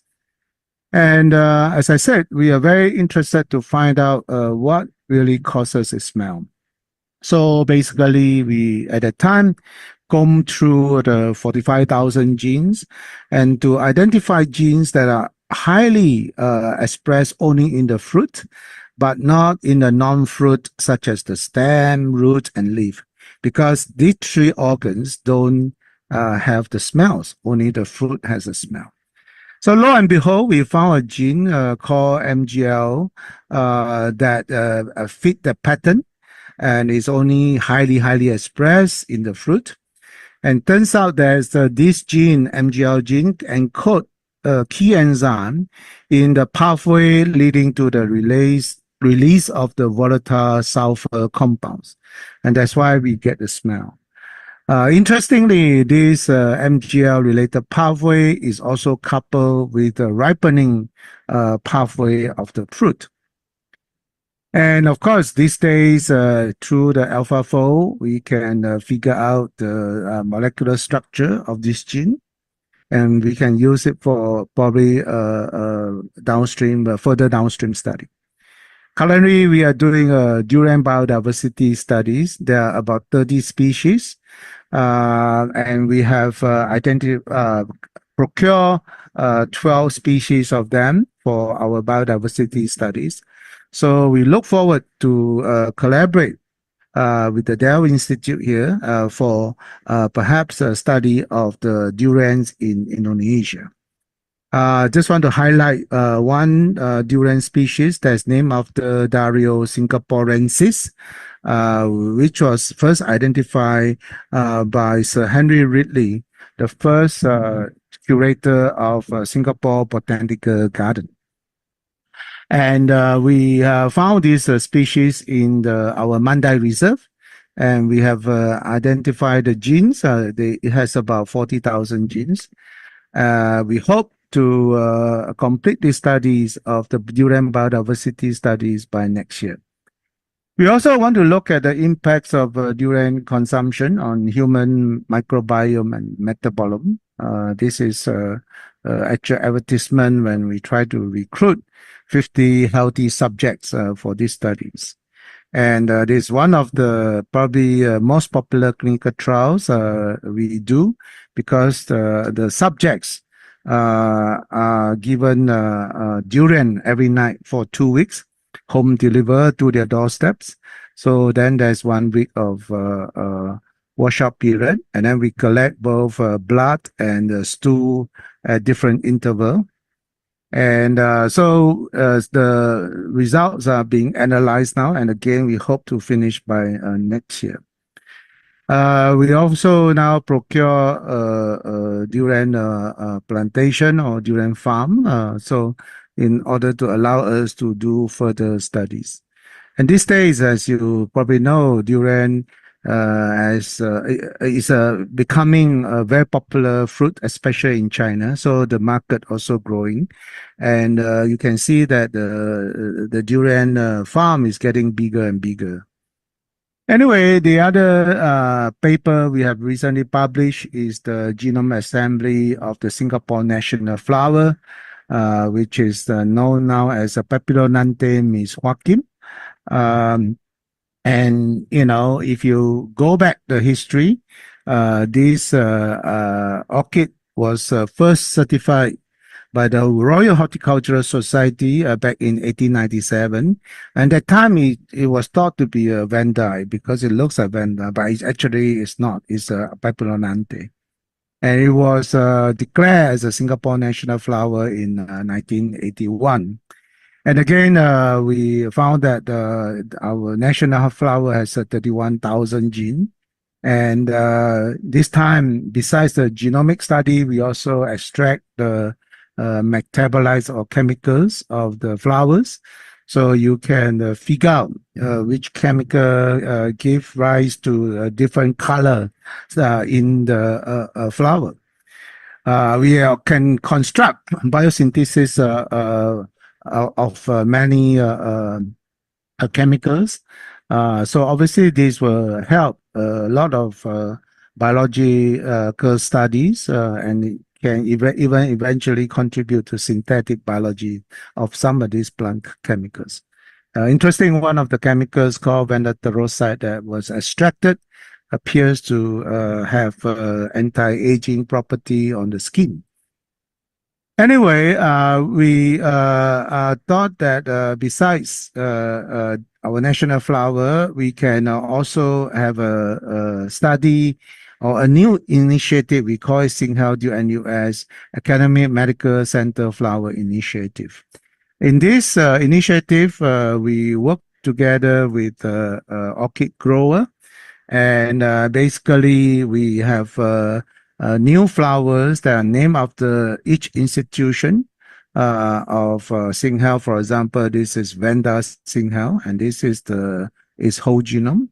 And then we have the Vanda KK Women's and Children's Hospital, our major women's and children hospital, and this is a genome. And then we have the Dendrobium Singapore General Hospital, our National Neuroscience Institute, so on and so forth. And the latest addition are the NCC flower, the National Cancer Center, and the genome. And then the Changi Hospital and is a genome. So we are trying to build a genomic resources for plants in Southeast Asia. And again, we look forward to collaboration with the Dell Institute. And we thought that through this effort, we can create the world's first genomic garden. So this is our Singapore General Hospital Bicentennial Genomic Garden. This is right in the center of our hospital, and we have complete the genomes of about 50 species. So we are currently writing up a paper for that. And anyway, with this garden, we can also enhance the audio visual or the augmented reality work For example, we can create a gamification, new scientific information site to tell people about our plants, fruits. And when you scan the QR code, it will appear on your handphone. And so you can also tour our garden virtually. And we also conduct a lot of workshops and tours for our guests, our patients, our students, etc. And furthermore, this project was extended to a commercial project, which is our Science Park 1 project. This is in collaboration with CapitaLand, a property developer. And through this project, we can expand the studies, our plant genomic studies, and increase the repertoire of the plants study. And the first paper described this genomic garden was published in Cell Genomics only this year. So we elaborate the societal and scientific impacts of this genomic garden. And next, I'd like to talk a little bit about food biodiversity and security. And so in our hospital, the rooftop of our block 2, we have a actual farm. This took a while to get a farm established on top of a hospital. We need approval from many authority, like URA, BCA, SLA, etc., etc.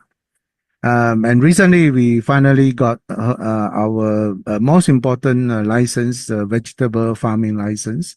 So we have an aquaponic farm, and we can produce up to every month 1.5 tons of vegetables.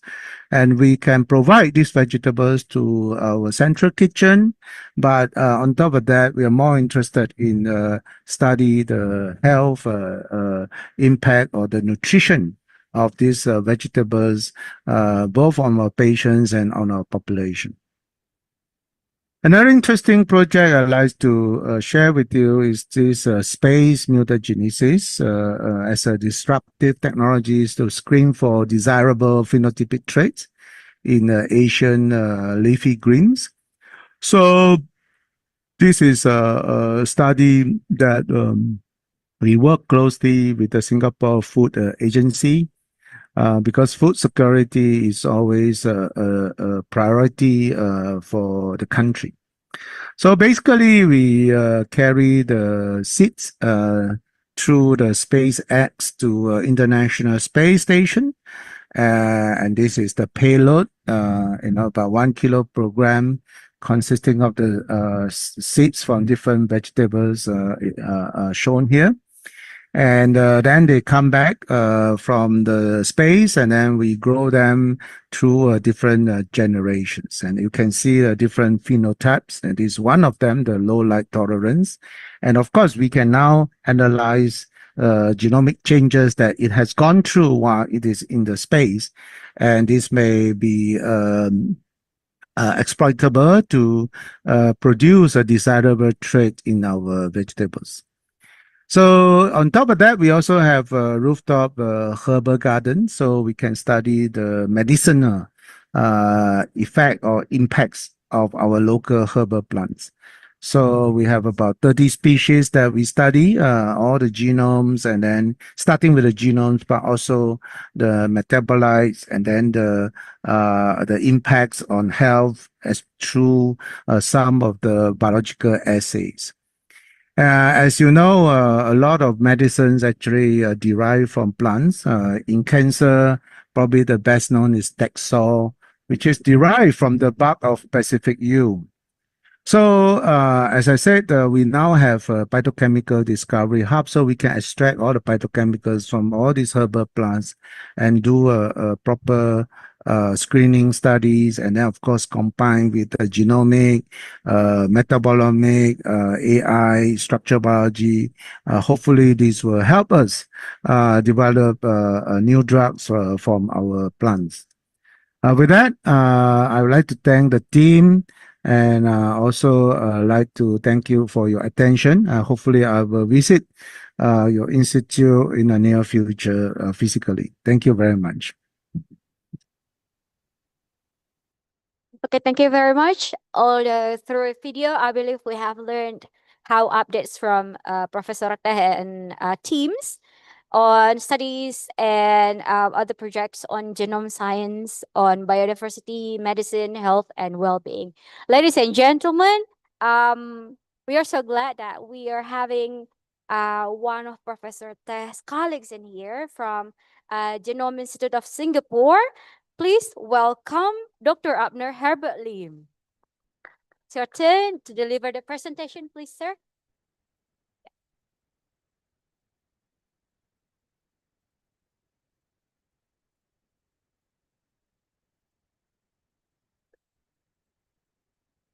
Okay, can you guys hear me?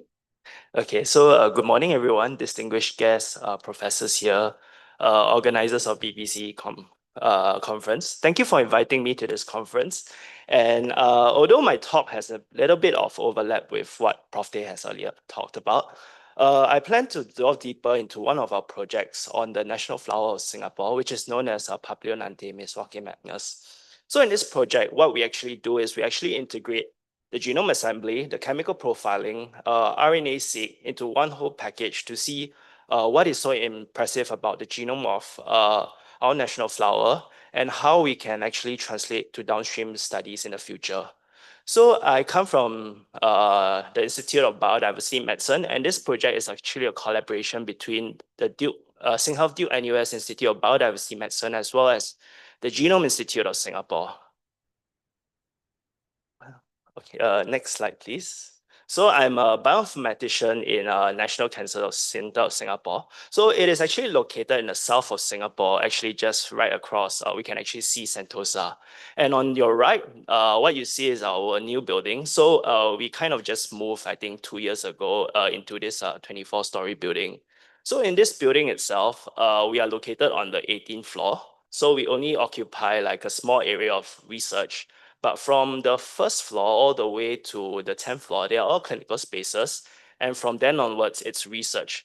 So what we're trying to do in Singapore, as well as the whole SingHealth cluster, is to try to integrate research itself, as well as clinical, into a space where it's directly like linkable and research as well as clinical can actually freely move around. Yeah, so next slide, thank you. So in BDMed, what we have is we have 3 major programs. And one of the things that we are always interested in, because we are in a clinical space, is health as well as wellness. So in this project that I will be explaining, it will fall within the 3rd pillar, which is urban biodiversity and wellness. Okay, thank you. Next slide.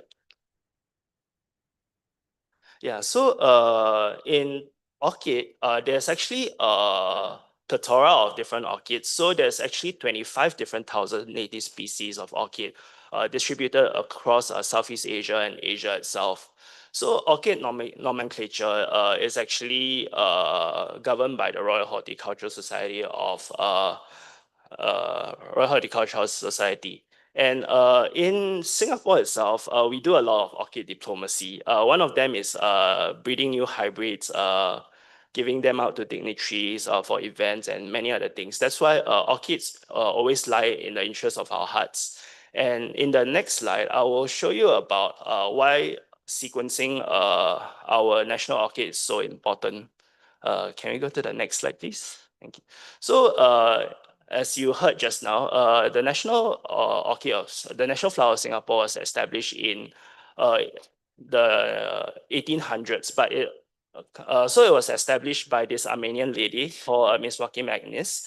So she actually found it in her backyard. So there's a lot of controversy about whether she bred it herself or it was naturally formed. But then he took the flower to actually Sir Henry Ridley.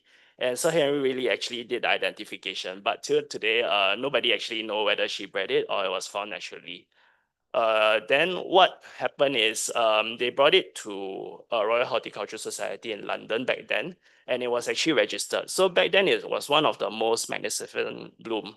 But back then the classification of this orchid is actually, there's very little classification of orchids known.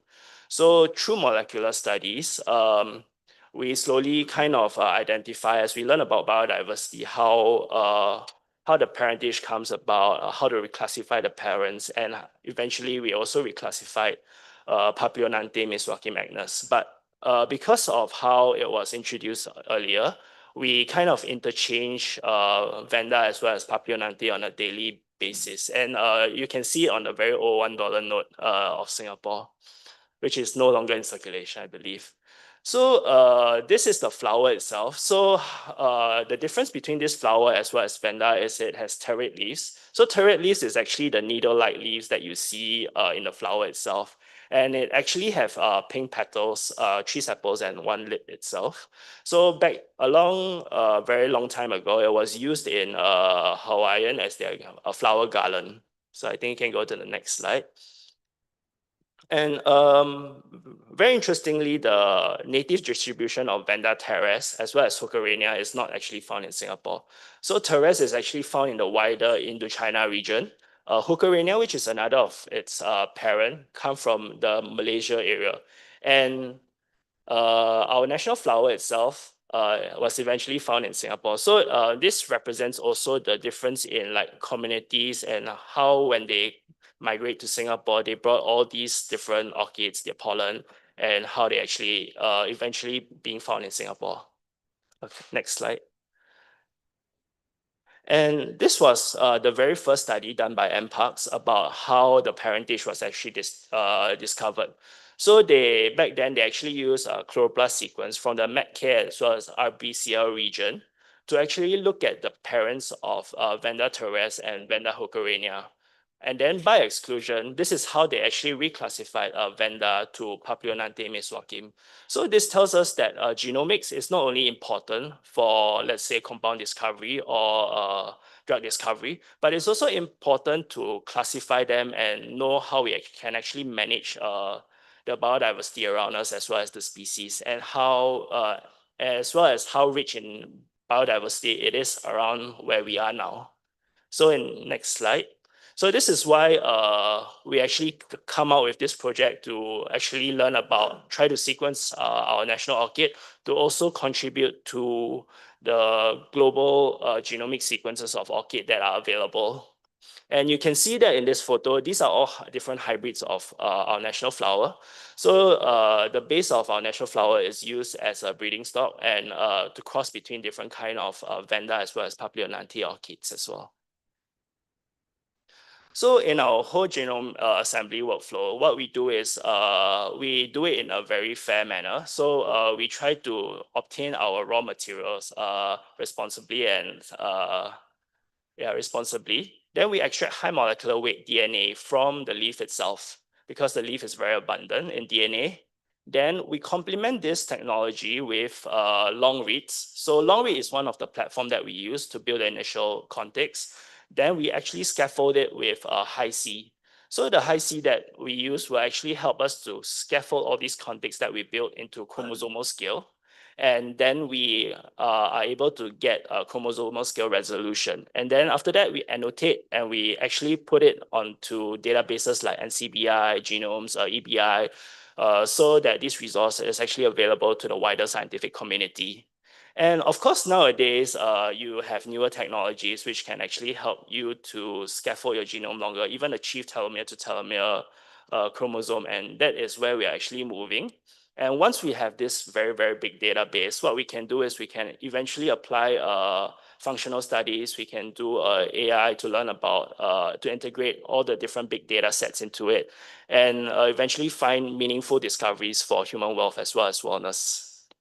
So next, let me show you how we actually sequence this. So back then, this was done in about 2019, 2020. So back then, we only had the luxury of nanopore and Illumina. So the problem with using nanopore back then was it actually had high error rate. So the error rate we were facing back then were about 10 to 20% error rate. And how we actually did this was we actually had to do major rounds of polishing after getting long reads. We did a lot of polishing. That's why we had to work with Genome Institute of Singapore. They developed novel algorithms to actually help us to improve our read consensus. And once we have the reads, what we do is we assemble them with fly. Then 3D DNA actually help us to scaffold them. Then following all of that, it was all easy, and we just do the regular annotation as well as downstream studies. Next slide. So this is what we get out of our national flower. So we get about 19 chromosomes, and you can see that I wouldn't call it a chromosomal scale because if you look at the number of scaffolds, there's still about 6,000 scaffolds which are unaccounted for in the chromosome itself. But we could kind of build up the major 19 chromosomes that we see, but not in a telomere to telomere resolution. And the whole genome length is about 2.57 with about 30,000 genes. And you can see that from the BUSCO, because of the high error rate, we were missing quite a lot of genes as well. Next slide, please. And what we actually do after attaining a genome, so the genome is, for us, is only a start. We want to try to understand what are the metabolites that are governing flower color, or maybe if we can reclassify new floral species, that would be one of the aim for us. And as what Prof. Day mentioned just now, one of the key things that we are looking for is actually metabolites for health and wellness. So if you go to the next slide, this is actually a replicate of what Prof. Day has mentioned, but it also tries to help us concrete the ideas and as well as the findings that we are looking for as an institution located within the public healthcare sector. Next slide.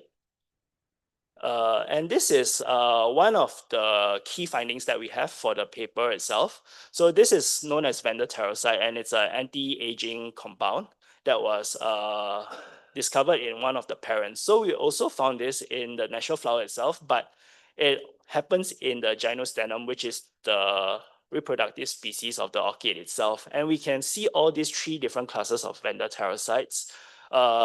And from this, what we actually do is we actually did LCMS.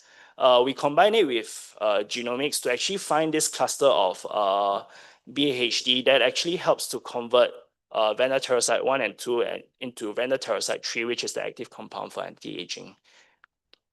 Yeah, and the next slide, please. And besides that, we are also interested in like what are the volatiles that are present because it's a flower. So we thought it might have some kind of smell to it, but lo and behold, we didn't find anything. So the only thing that we found is it produces this class of green leafy volatiles, which is dominated by the terpenoid. And that is what we found about our national flower. But moving on, I would like to emphasize why it's so important in the next slide itself. So for us itself, the national flower represents just a basis of the project itself. But then when you go into further studies, you want to look at how we can improve our nutrition, how we can look at biodiversity to find alternative sources of protein, food itself, as well as medicine itself. So within the region of Southeast Asia, we have a plethora of biodiversity. And what we want to do is we want to see how we can recapitulate all these and basically help them to transform into a source of income for bioeconomy. So that's one thing. And the second is actually how to improve our health and wellness as a whole population. And this is how we actually do it through the concept of the genomic garden. But currently, what we can achieve is only through education. But we hope to use this as a platform to spearhead all the different kind of approaches as well as the findings and recapitulate this into our healthcare. So with that, I think I will conclude my presentation, and thank you so much for your attention and inviting me to this conference. Thank you very much, Dr. Abner, for your presentation. Please return to your seat. Yeah, thank you very much. Through your presentation, we could see how you have done genomic sequencing methodology of types of orchids, your national flower for conserving the biodiversity. My mother has a lot of types of orchids at her garden, and I believe now she's going to be very glad knowing. Thank you very much. Ladies and gentlemen, after the talk from Dr. Abner, we will continue with presentation from Professor Fahrul. Professor Fahrul, let us check first. Are you with us in here?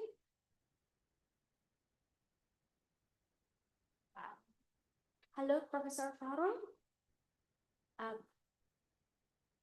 I audible? Hello, Professor Fahrul.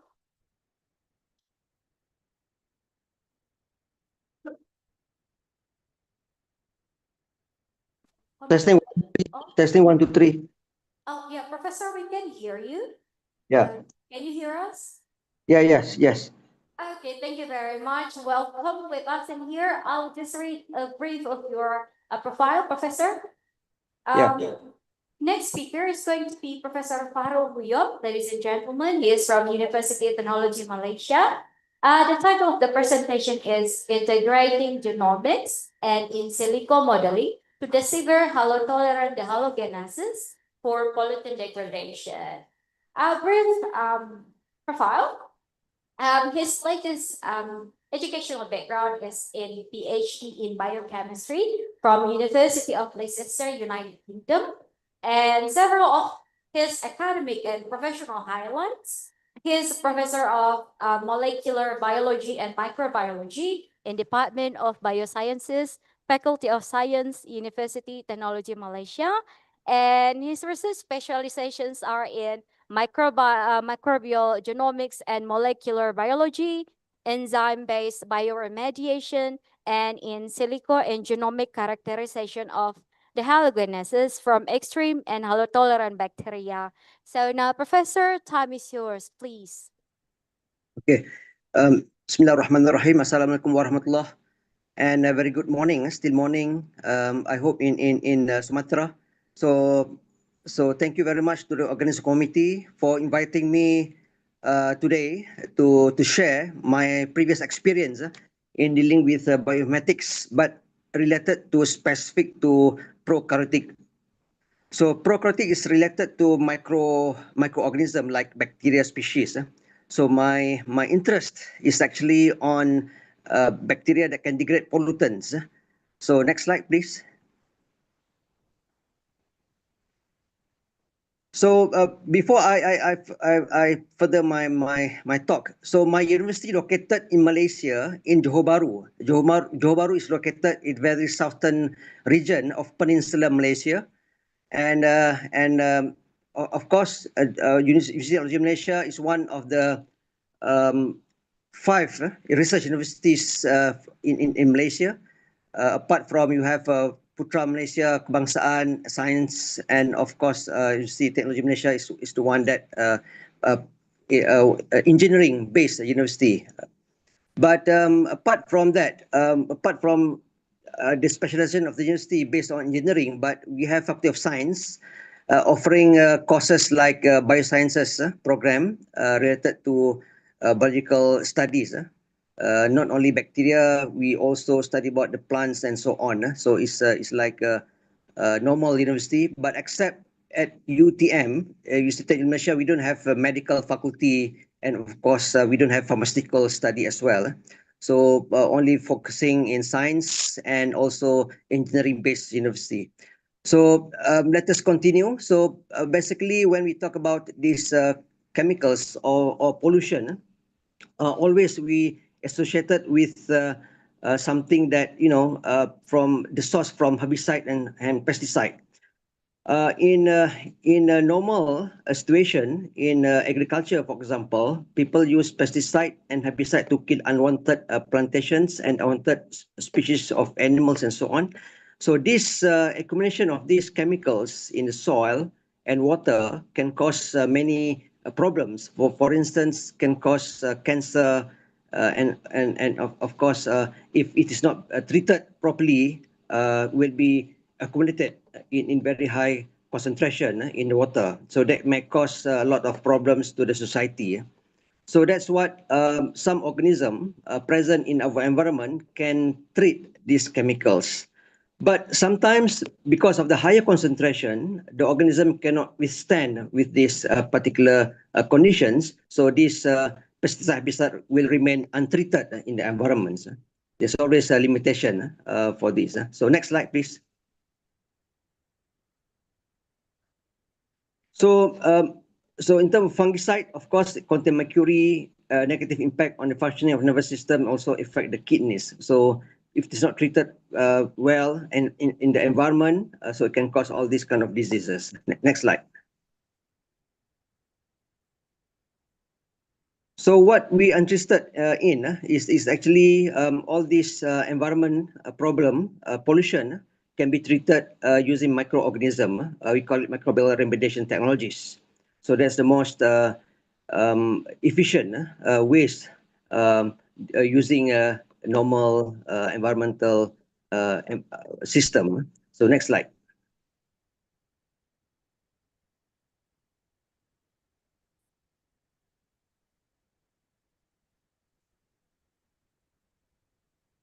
So the approach, so how people study about this organism, we go to very basic. Normally in the laboratory system, we study about, we have to isolate this organism from the soil. So we call it laboratory studies. So we need to isolate this pollutant degrading organism from the soil, and then we can also do molecular approach.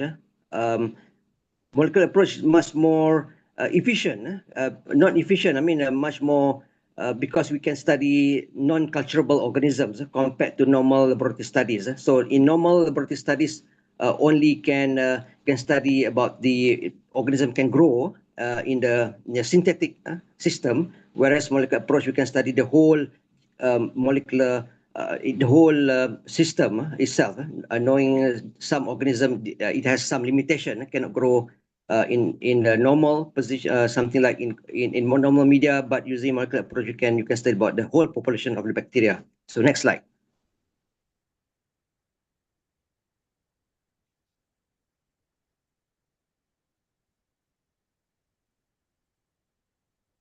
So molecular approach related to detection of catabolic genes, and then to analyze the diversity pollutant degrading population in the environment. So this is what people normally do. So next slide.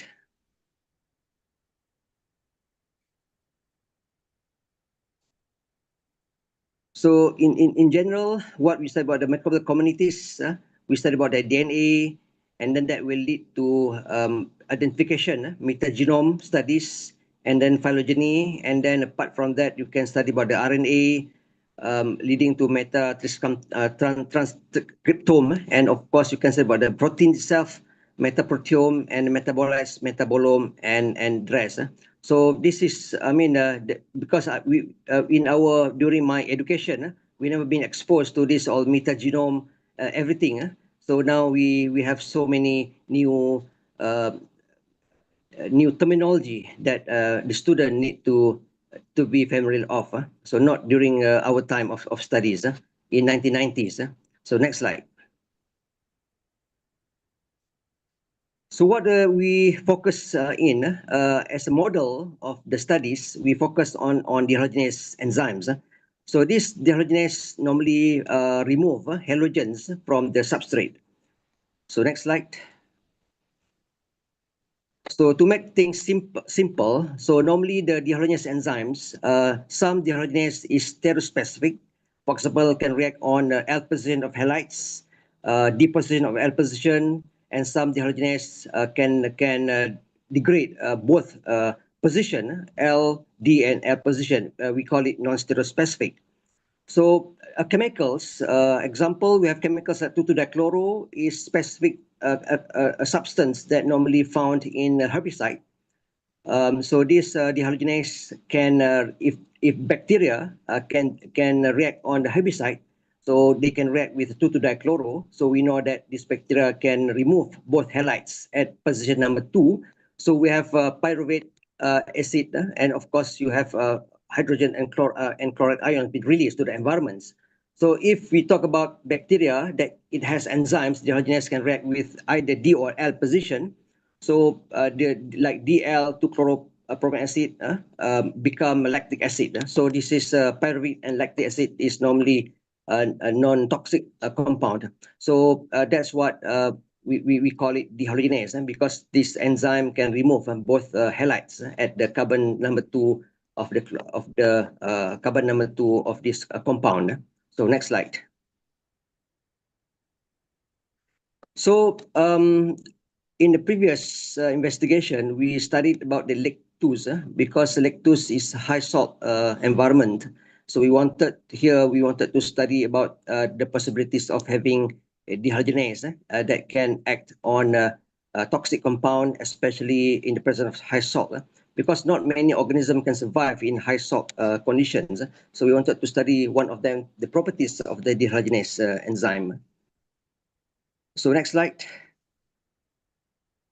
So the approach that we do, we have to collect lactose water and we bring that to the lab. We wanted to study about the amplification of the DNA. So we prepare the genomic DNA from the bacteria, from the water sample, and then we do some isolation work.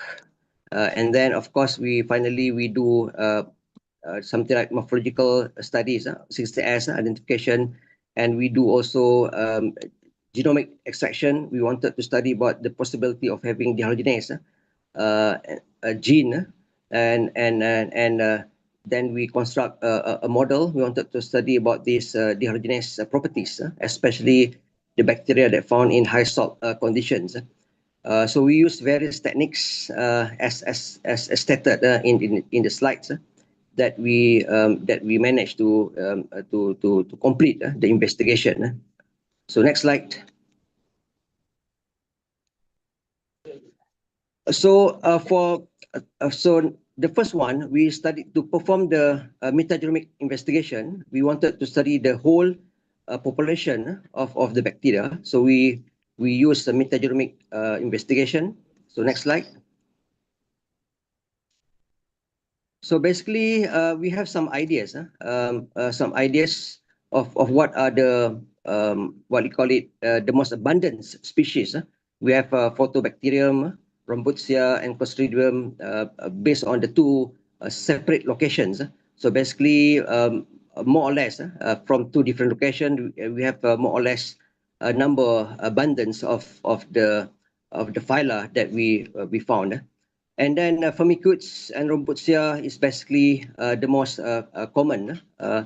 Like Firmicutes in phyla, the most common phyla, and Rhombutsia is the most genus level of what we found from these two sites. So next slide.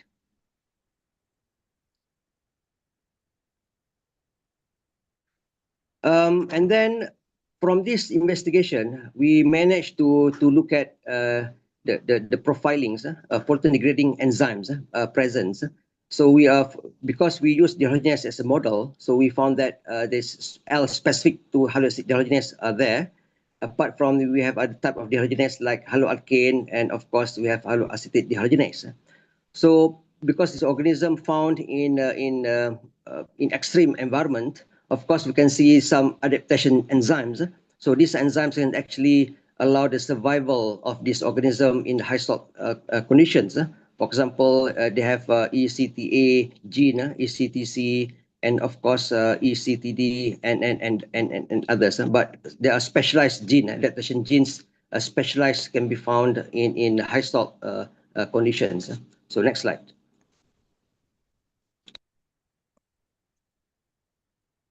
To isolate characterized bacteria capable of degrading hydrogen compounds. So next slide. So there's another experiment. So this is typical. After we do the general profilings, then we wanted to study individual bacteria. So we have to grow them in the laboratory. We grow them in a selected mediums. We found two important strains. We label it as strain 1 and strain 2. So next slide. And then, of course, we carry out the 6S RNA, RDNA analysis to find what are the possible type of genus and species. So most of them Bacillus thuringiensis and Bacillus subtilis of the two strains based on identity similarity analysis that we found in the database. Okay, next slide. So we also tested this organism. They can grow very well in various carbon source. So we don't have other carbon source except for 2,2-dichloro, 2,3-dichloro, and the L2CP. Then we check whether organism can grow in this particular compound. So this organism is actually grow well in 2,2-dichloro with 7 hours doubling times and 12 hours for H2 strains. And then we measure the chloride release to see whether apart from growth experiment, so we do the chloride ion release to check how much percentage of chloride has been released to the growth medium. So that's the various profilings. You can see that between the strain H2 and H1. So H2 strains showing much more promising compared to H1. So next slide. So we check on the pH of these two organisms, strain 1 and strain 2. The most suitable optimum pH number 8 and the temperature conditions at temperature number at 30 degrees Celsius. And then the sodium chloride, we also see what are the sodium chlorides profiling that it can survive up to 30%, 35%, 35 and 30% about that. So that's profiling of sodium chloride. So next slide.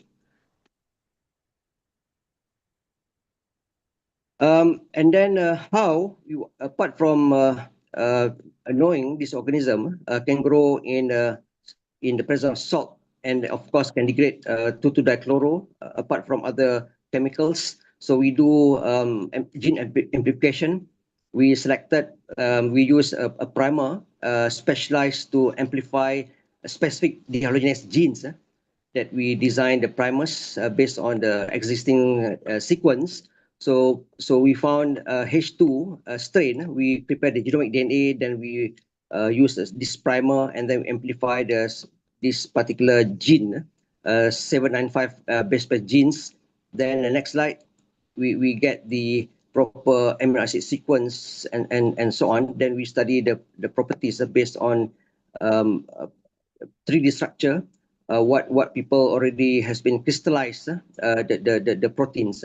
So actually we don't have the luxury time,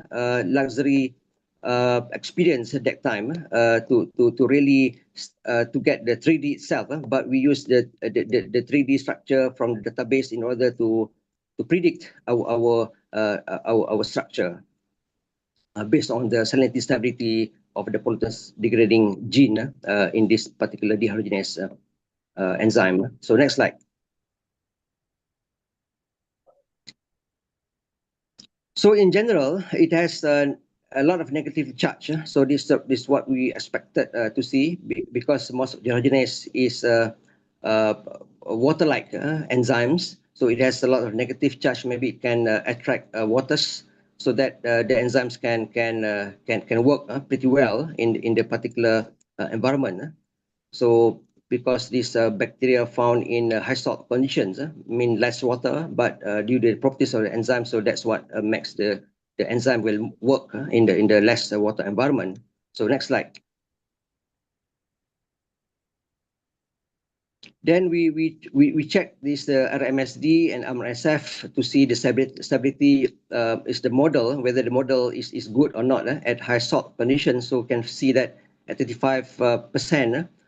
This is only the model system.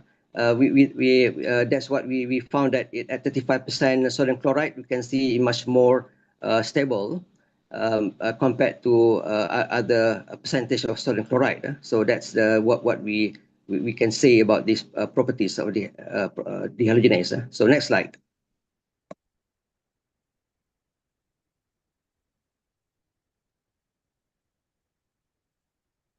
And then we also validate through various mechanism, verify 3D project. So basically at 35% salinity, it is all the acid amino falls in the most favored conditions compared to other percentage of salinity. So next slide. And then we do something like a simple analysis in terms of molecular docking to see whether the substrate can really bind at the active sites. So we can say that because this is stereospecific, so this dash 2 can bind very strongly binding using L2CP as a substrate based on the scoring unit, especially at 35% of sodium chloride compared to without sodium chloride. So all I can say that this enzyme can tolerate to high salt conditions. And then we also identified several interacting residues that is very important in this particular dehydrogenase, because these acid amino residues can normally activate the water molecules in order to react with the carbon halides to release these halides from this carbon. So that's why interacting residues is very, very important, especially lysine and so on. Aspartate, lysine, the two important acid amino. So next slide. So next we look at to characterize the complete genome of a single dehydrogenase producing bacterium as a good model for microbial physiology investigation, especially in microbial genetics and genome function. So next slide.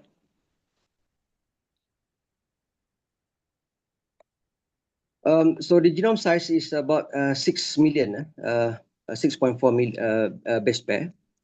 So that's the whole size of the genome. Is very complicated ways of investigating. We have to compare that with the existing genome in order to make sure that all the genome that we obtain is correct based on number of contexts and so on.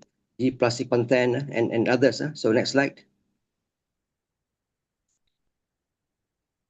Surprisingly, most of the reported dehydrogenase in certain bacteria, we have 1 or 2 genes present, dehydrogenase genes.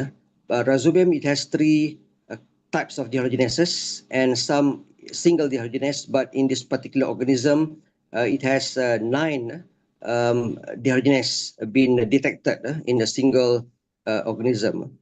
So when we do this genome sequencing, maybe we can find more information. So we don't expect in the previous studies you only find 3 maybe and some 2. In Rhizobium there are 3 kinds of dehydrogenases, but in this particular organism there are 9 possible dehydrogenase being detected. So this apart from that, we have other dehydrogenase like 2-haloarsenate dehydrogenase located whether at a chromosome itself or maybe at plasmid DNA in the bacteria. So next slide. So since we already have sequence, we do like a PCR analysis. We found 1 dehydrogenase, so we call it DH2. But now when we do the full genome sequence, so one of the dehydrogenases that we detected, especially dehydrogenase C6, so that's in terms of number of amino acids is more or less similar. So we suspect that our previous analysis using PCR is, we can always compare that with the whole genome sequence. So we can see that the molecular weight, we identified the molecular weight, some slight difference. And then for the PI numbers, and of course, we check the percent identity to both dehydrogenase is about 90% identity. So that's what we say that using the whole genome, we can still detect our previous PCR amplification. But of course, we don't expect the 100%. I mean, in principle, it should be 100% identity. But sometimes when we do full genome sequence, so maybe there's some slight the quality analysis that need to be very stringent, but we can say that if as long as it has some identical percentage, so we can say that the C6 may be equivalent to this 2 that we amplified using PCR analysis. So next slide. So they are most interesting from these select tools. So we have other xenomatic pollutant degrading and genes also can be detected, especially related to benzoate, naphthalene, and so on, apart from the halogenesis. So next slide. And then we also expected to see adaptation genes because we found this organism from high salt conditions. So we have several potassium uptake system. All these adaptation genes is related to bacteria that can survive in especially in high salt environment. So next slide. So in conclusions from this investigation, so the study successfully profiled bacteria pollution, bacteria population and the abundance presence in the lake as well as protein function, provide information related to the adaptations and bioremediation potential. And this analysis ascertained the action of diogenes, especially DASH2. We managed to amplify using PCR via in silico investigations in respect to salt tolerance. Next slide. Genomic analysis of this turingiensis reclassified into megatherium after we managed to do the whole genome sequence. So yeah, and several genes involved in pollutant degradation detection were also detected when we do the full genome sequence. So next slide. Yeah, I think that's all I wanted to share. So I hope this information is relevant to the students and graduates in terms of when you do some profilings. You can use several methods suitable to do like metagenomics investigation, and then you also, if you find some specialized bacteria, you can always do the full genome sequence to identify what are the genes that most interest in your particular studies. So I would like to acknowledge the principal researcher at that time from Anadolu University in Turkey, Dr. Yilmaz, and also we have our PhD student at that time who works closely with this project, Dr. Habibat and Dr. Muhammad Faraj. And I sincerely thanks to the chemist Roswanira and of course bioinformatics Dr. Azmer and Dr. Nurul Hidayah from UM who helped us to do something like the whole analysis on bioinformatics, especially on protein ligand studies from the lab of Dr. Azmer, and to do the whole profiling of the genome, full genome sequence by Dr. Nurul Hidayah laboratory. So I sincerely thanks to all my colleagues from various institutions. So I think that's all. I would like again to thanks the University Dell Institute for inviting me to share my previous experience, especially dealing with pollutant degradation specific for the halogenase studies. So thank you very much. Round of applause, everyone. Professor Fahrul, thank you very much. Yeah, welcome. For your Welcome. thorough presentation, and we get to learn how you conducted your study and data results on microbial remediation for environmental technology, in this case for pollutant degradation. Thank you very much, Pa. Welcome. Yeah, welcome. Okay, thank you very much. Now, ladies and gentlemen, that is a very thorough presentation. We will continue with the next presenter, who is Dr. Riza Arif Putranto, SSC MSc. Pak Riza, okay. Thank you very much, Pak, for being here with us. I'll just read a brief profile of you. Everyone, Dr. Riza Arif Putranto, SSC MSc, is from IOPRI, Riset Perkebunan Nusantara, and also from Universitas Esa Unggul.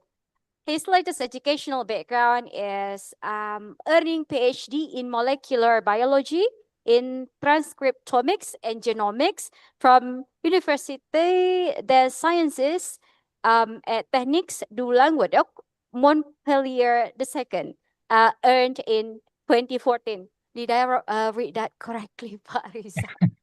Yeah, that's okay. Okay, thank you very much. Several highlights from academic and professional highlights of his. Pak Riza is now an associate professor in Esa Unggul University starting from 2022 until present, and he is also the deputy director and research scientist in Indonesian Oil Palm Research Institute, starting from 2022 until present. His areas of research expertise are in molecular biology, transcriptomics, genomics, and bioinformatics with applications to plantation crops and microbiome science. Sorry. So now, Pa, time is yours. Please have the presentation. Thank you. Thank you very much for the opportunity. Assalamualaikum warahmatullahi wabarakatuh. I hope you all can hear me well.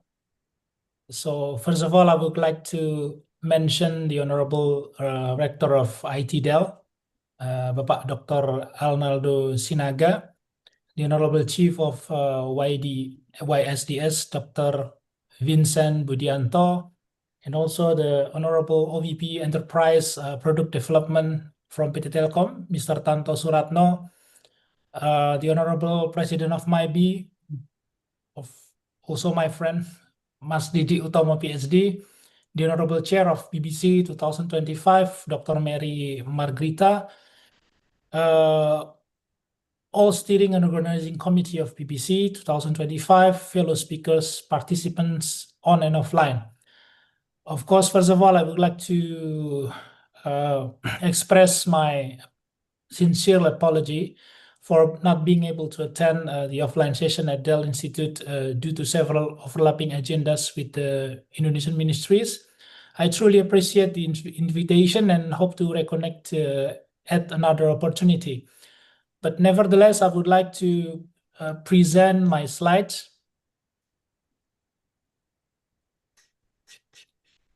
Okay, which entitled The Connecting Codes and Cells, How Bioinformatics Answer Biological Questions. So for me, Dell Institute is not, is already familiar because I was visiting the Institute in 2022 with the directors of holding PTPN, I think. And we were talking about, with several scientists from Dell Institute, talking about how to accommodate genome research especially in North Sumatra, with their specialization in indigenous species in plants. For example, in Bahasa Indonesia, we call it kemenyan, and other crops that we need to accommodate with. Because in Medan itself, I work a lot with our friend in colleague with oil palm. So we need to take care of certain things of that part in genome research between what we already know in perennial species and in horticultural species or in annual species. So in Bahasa Indonesia, there is saying tak kenal maka tak sayang. So I would like to introduce a little bit myself, even though Madam MC already spelled a few words. So actually, I was working first time as a research scientist. It's about 20 years ago. I was graduated first from the bachelor degree of Gajah Mada University in biology. I undertook a master and PhD in Montpellier University. So now we pronounce it even easier because now they use the English words, not the Université Sciences et Techniques du Languedoc is quite a mouthful. So I finished my PhD in 2014 and continued my postdoc fellowship in the Beijing Institute of Genomics until 2015. So now I'm working in C-level management in subsidiary company and holding PTPN3, specialized in mandates in oil palm. So I was working with friends in PPKS or IOPRI in PT Riset Perkebunan Nusantara. I'm teaching also in several universities in Indonesia, like Isa Unggul, IPB, and now BINUS University, and many activities actually.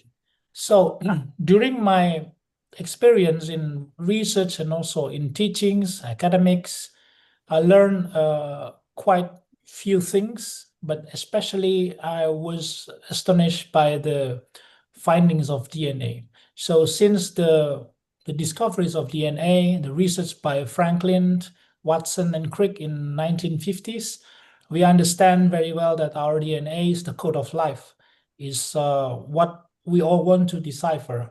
So I understand that all of the speakers today, we will be talking about many aspects in bioinformatics and also biodiversity that all are related to DNA. So human or us is basically trying to make our DNA visible. What it means is that we need to understand its information.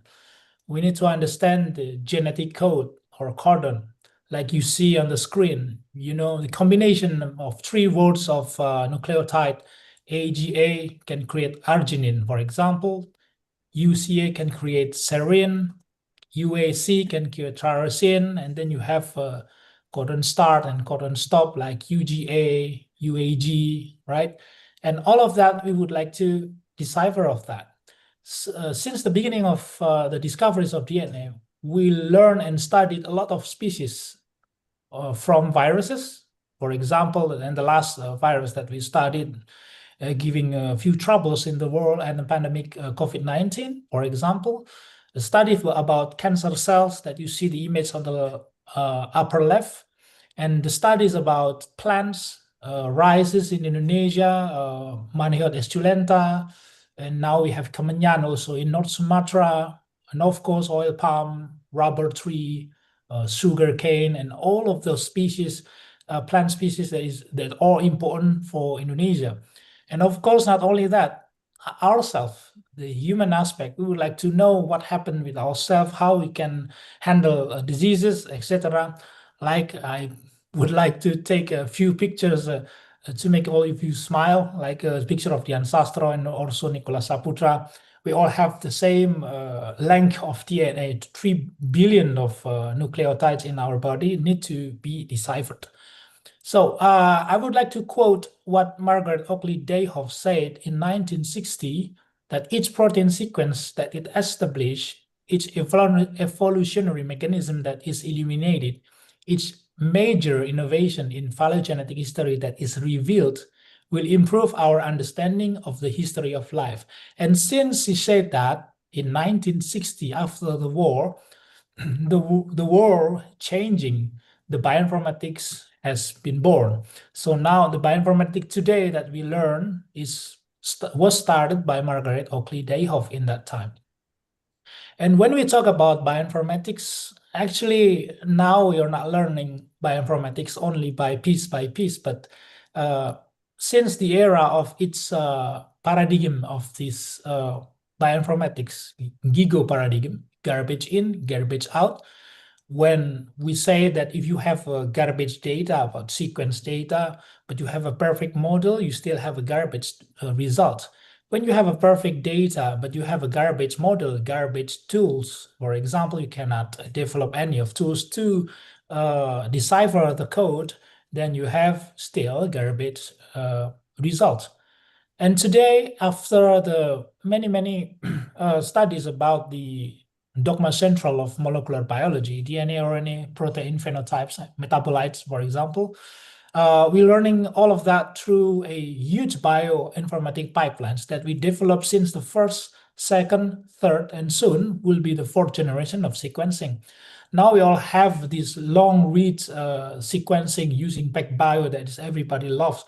But maybe in the next future, we will have much more robust and also huge aspect of sequencing that will help us to understand and decipher the DNA even more in a broader way. And when we are talking about bioinformatics, this slide has always come up when I do academic course about bioinformatics. I need to realize everyone that bioinformatics needs database. They need also masteries of tools. You have these databases. We have approximately more than 10,000 databases open public in the world. 2 of them you know very well, NCBI, EBA UK. And then we need also the masteries of tools, how we as a bioinformatician can understand how to do gene matcher, how to create a more long pairwise sequence alignment, for example, and how to do a blast more efficient and efficient. And then we need also to interpret the results. So as a bioinformatician, our job is how to use those databases, how to use those tools, and how to interpret the results. Why? Because those molecular biology data, those sequence, in need of new biological meaning that can be useful for the good of mankind. So I use the analogy of a DNA Rosetta Stone. We understand Rosetta Stone translates Egyptian hieroglyphs to Greek. Without that Rosetta Stone, we cannot have or not understand the hieroglyphs of the Egyptian hieroglyphs to Greek. And then we cannot understand the historic event of the historic greatness of those Egyptians. It's like DNA. Rosetta Stone is like bioinformatics. Bioinformatics try to create new biological meaning so that we can have new biological information. And after 20 years working with diverse species, I think us in the institution trying to understand how all of these species can be understood again very well, can be used also for the goodness of mankind, using the bridge that we call bioinformatics. So actually, since the beginning of the career, working with the fungi, bacteria, since now also, but with human genome even, plants, fungi, and viruses, the last time in SARS-CoV-2, trying to realize to what is bioinformatics bringing to our scientific world. So the first time I would like to talk to you about how bioinformatics help us in the human genome pipeline. I think it's the work of my postdoc in 2015 in Beijing Institute of Genomics. We have in that time Illumina Extend systems trying to identify human genome, how to understand with that small samples of DNA of somebody we can also have the meaning of many things. As my professor Song Nhan said to us, it's always about thinking how that flow of cells is creating and regulating something. So here we have this scheme of how DNA become mRNA by a gate of creation. mRNA can create many aspects in our cells, like transcription factors, splicing factors, receptors, enzymes, structural protein, and then it also creates signaling molecules, energy, structural sugars, structural lipids, and creating environment aesthetics, and all of that. And all of those factors actually also regulating one and another. So now we can understand that aside genetic, we have epigenetics, that we need to understand it as well to be able to do what? To be able to do what we call in a human, we need to understand all of that diseases that we have. And until now, this is the research from Cell in 2016. So until now, we haven't actually discovered clearly for several diseases. Most human diseases are very complex and caused by a combination of genetics, epigenetics, right, environmental and lifestyle factor. So almost every complex disease, sometimes they have a unique set of association of genes. So we can understand that and we can find a way to create a cure or create a palliative care about that diseases. But sometimes we haven't found it yet, because that is why genetic and epigenetic is really need to be continued to study, and our homework is still there. It's very complex. And in the next experience of moving to another species like oil palm research in 2015 and 2020, we would like to know if this perennial species can also be edited by genome editing, because due to a huge onset of this disease that we call basal stem rot caused by Ganoderma boninens, we need to be able to create planting material that is tolerant to that disease. So how we do it? So the first time we did is we sequenced the genome of the oil palm to create a few sets of transcriptome databases. And from that databases, we are astonished because we found 18,000 genes that is active during the attack of Ganoderma or for several weeks during the onset of these diseases. So this is quite disturbing and also quite challenging. Why? Because we need to find several genes that we need to edit.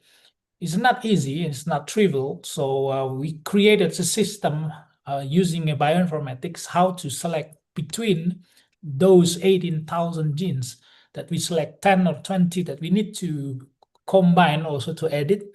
And we use also design sgRNA and construct CRISPR-Cas using bioinformatics, put them on the callus using a somatic embryogenesis system. We delivered them to the callus and we try to plant them on the field.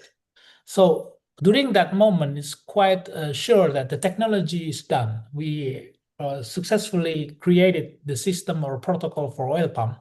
But the problem is that oil palm is always a plant that need to grow in a long time to be able to understand and to see the effect of those genome editing. So what we did is that actually we cut off the susceptible gene that we potentially creating or allowing the disease to happen. So we need to understand that to be able to create a plant that cannot respond to the disease. So we need to wait for several years to see the result because the plants need to be grown in the productive way on the field. So that is why we in this kind of a research it took a long time. And the next activities that we've been done is that how to profile the viruses in 2019, 2021 in SARS-CoV-2, working with many voluntary activities and also researchers around the world. We try to understand, especially in Indonesia, because at that time the consortium of genome in Indonesia is still converging. So we work with the partners from abroad to be able to map what kind of viruses that going around in Indonesia, especially in the mutation of SARS-CoV-2. So at that moment, we stopped during the emergence of alpha, beta, and delta, and that is the moment that we all have had the difficulties in preserving our daily activities, right?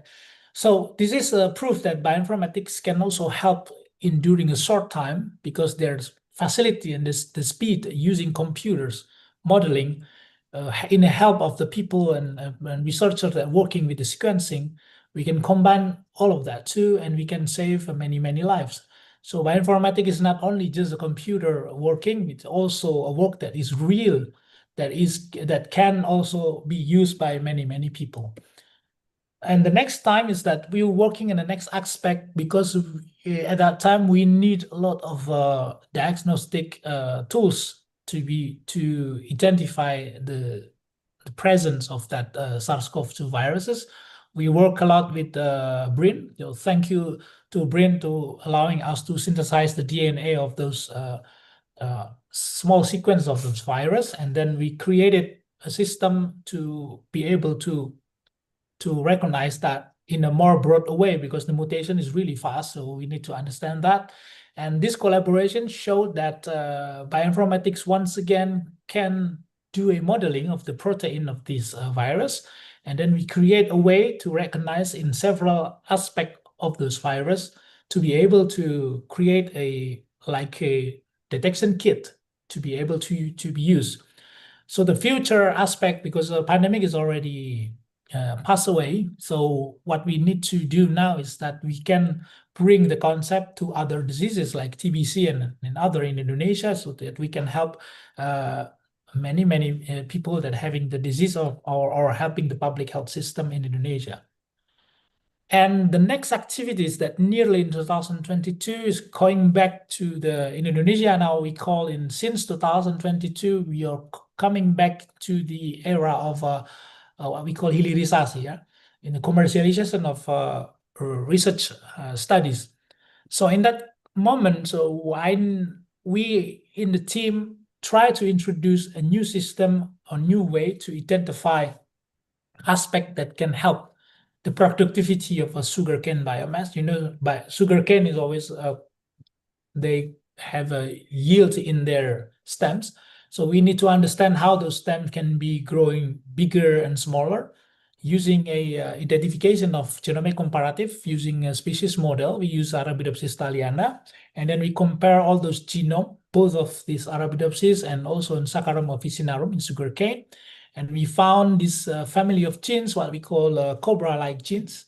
It's not snake, Cobra-like is a motif in the gene, but the name itself is really sticky to us, right? It's cobra-like genes. So this cobra-like genes is actually genes that involved in the what we call microfibril redirection of cellulose. So I am really sorry, the image is really small, but this cellulose microfibril create a longer of those biomasses.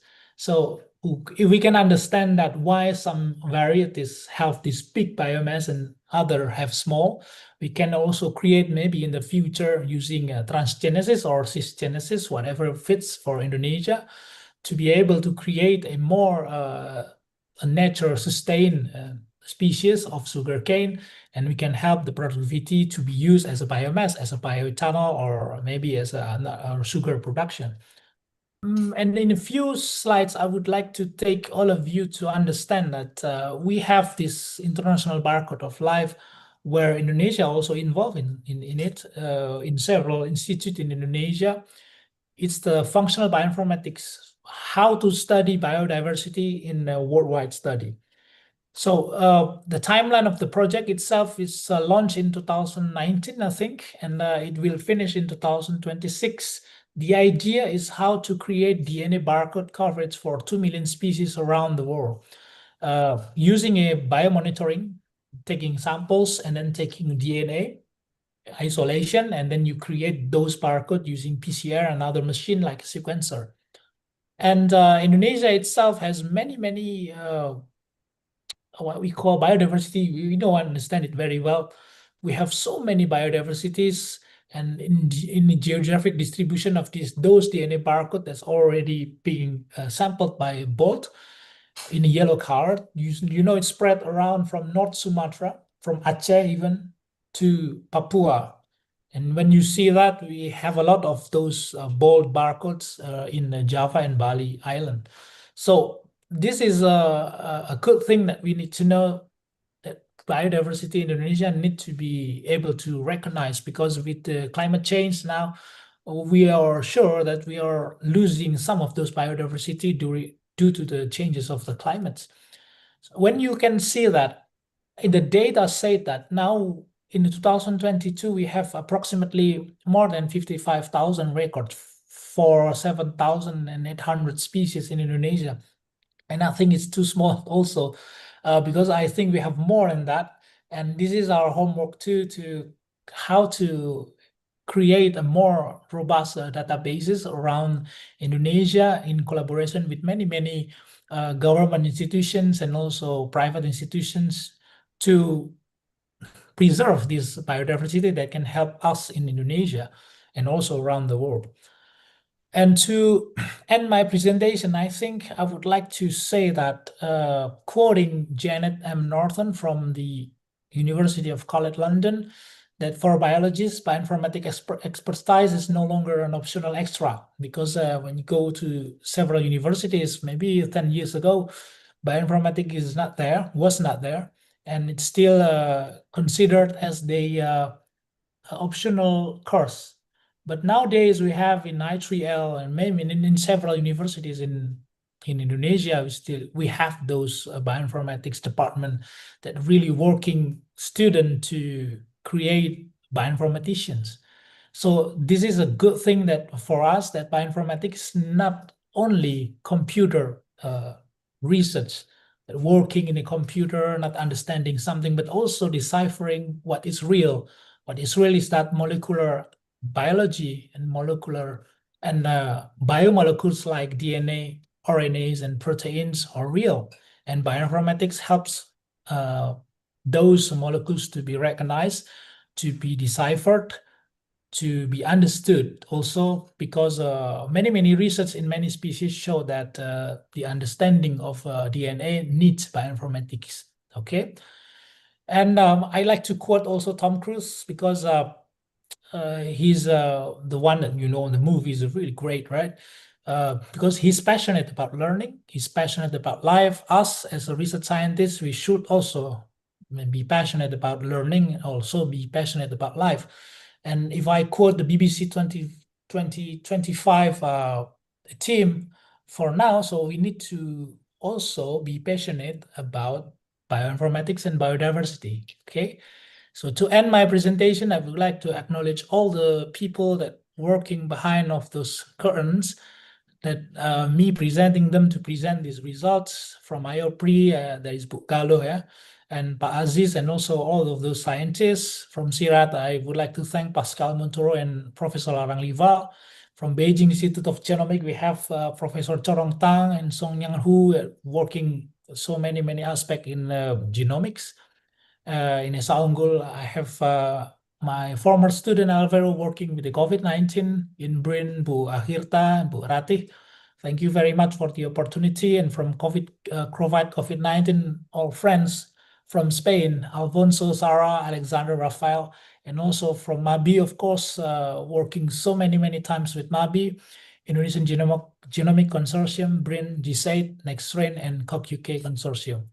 I think that's all from me. Thank you very much for the opportunity again in BBC 2025. I'm looking forward to collaborate with you if you have the same passion, also the same aspect of research that you would like to collaborate with me. Thank you very much, and Assalamualaikum warahmatullahi wabarakatuh. Dr. Riza, thank you very much. Quoting Tom Cruise, we can feel your passion on bioinformatics, which is so nice to experience that. And you have highlight the bioinformatic applications in our life. For example, the application of bioinformatics in oil palm research, profiling the SARS-CoV-2, and the structure of sugarcane biomass gene, and to capture the robust biodiversity we have in Indonesia. Thank you very much, Pak. We are so glad to have you here. Thank you. Ladies and gentlemen, now we will move forward to our last keynote speaker for the session, Ibu Dr. Maria Margrita from Institut Teknologi Del, our one and only. Okay. The title of the presentation of Ibu Mary is From Field to File, Uniting Plant Biodiversity Science and Data Analysis for Global Impact. Her research interest covers fermentation, genomic and transcriptomic research, and plant biotechnology. Ibu Mary here has published robust publications, and one of them, I believe it is the latest, it is Proteaceae from Styrex parallelonium leaves and its thrombolytic activity assay, which has been published in Berita Biologi, number 24, issue 2, in 2025. Please welcome Ibu Mary. Round of applause, everyone.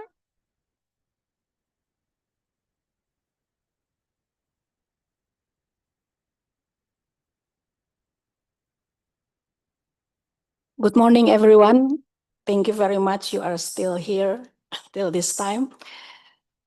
In this presentation, actually, I will convey more general information than the previous presenters give to us. Hopefully, it will provide a more clear enough picture for the audience from a very scientific background. This presentation will also describe the research stages that are currently underway at the ITDEL Biotechnology faculty, especially we just opened the biotechnology undergraduate study program in this semester. So this event is very important for us to start this new study program. Okay, I will present about the from field to file. This is something problem for me because I don't have a background in informatics or bioinformatics, so I learn more from our colleagues here, hopefully in our collaboration with different institutions. Okay, next slide, please. Our planet Earth is a home to an incredible array of plants, of plant life. It's a green library actually for available but underutilized potential solutions to some of humanity's most pressing challenges. Today we are going to explore how we learn to read this library. My presentation from field to file will take us on an in-depth journey that bridges the gap between botanical discovery in the field and data-driven solution for global health and welfare. We will examine how the collection of plant biodiversity, advanced data analysis, and the power of genomic are converging to provide answers in medicine, food security, and our collective well-being. Plants are the silent architect of our world. They are fundamentally essential for the air we breathe, the water we drink, the food we eat, and the stability of our environment. They regulate the global climate by absorbing vast amount of carbon dioxide and are critical to preventing also for soil erosion.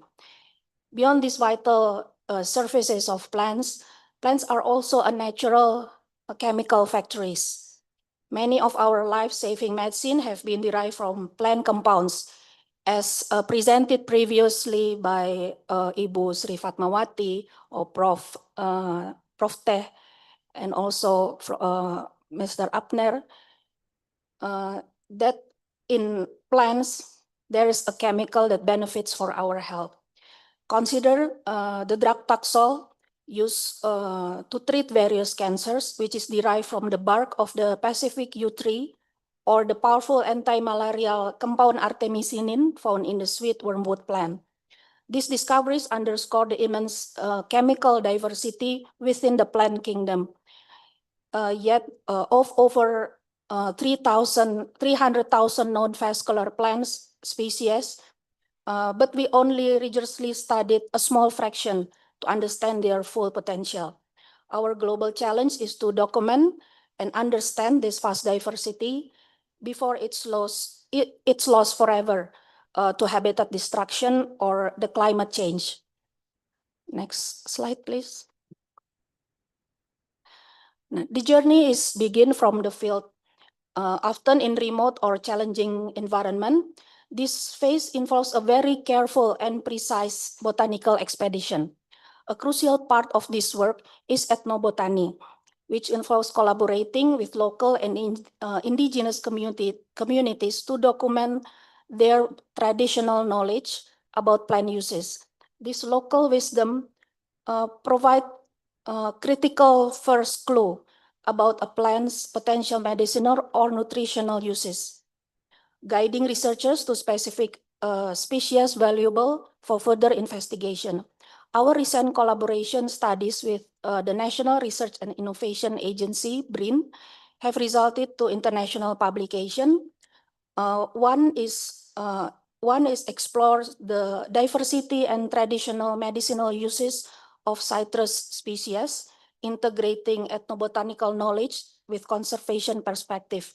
And the second one focuses on the biotechnological and genomic exploration of local biological resources.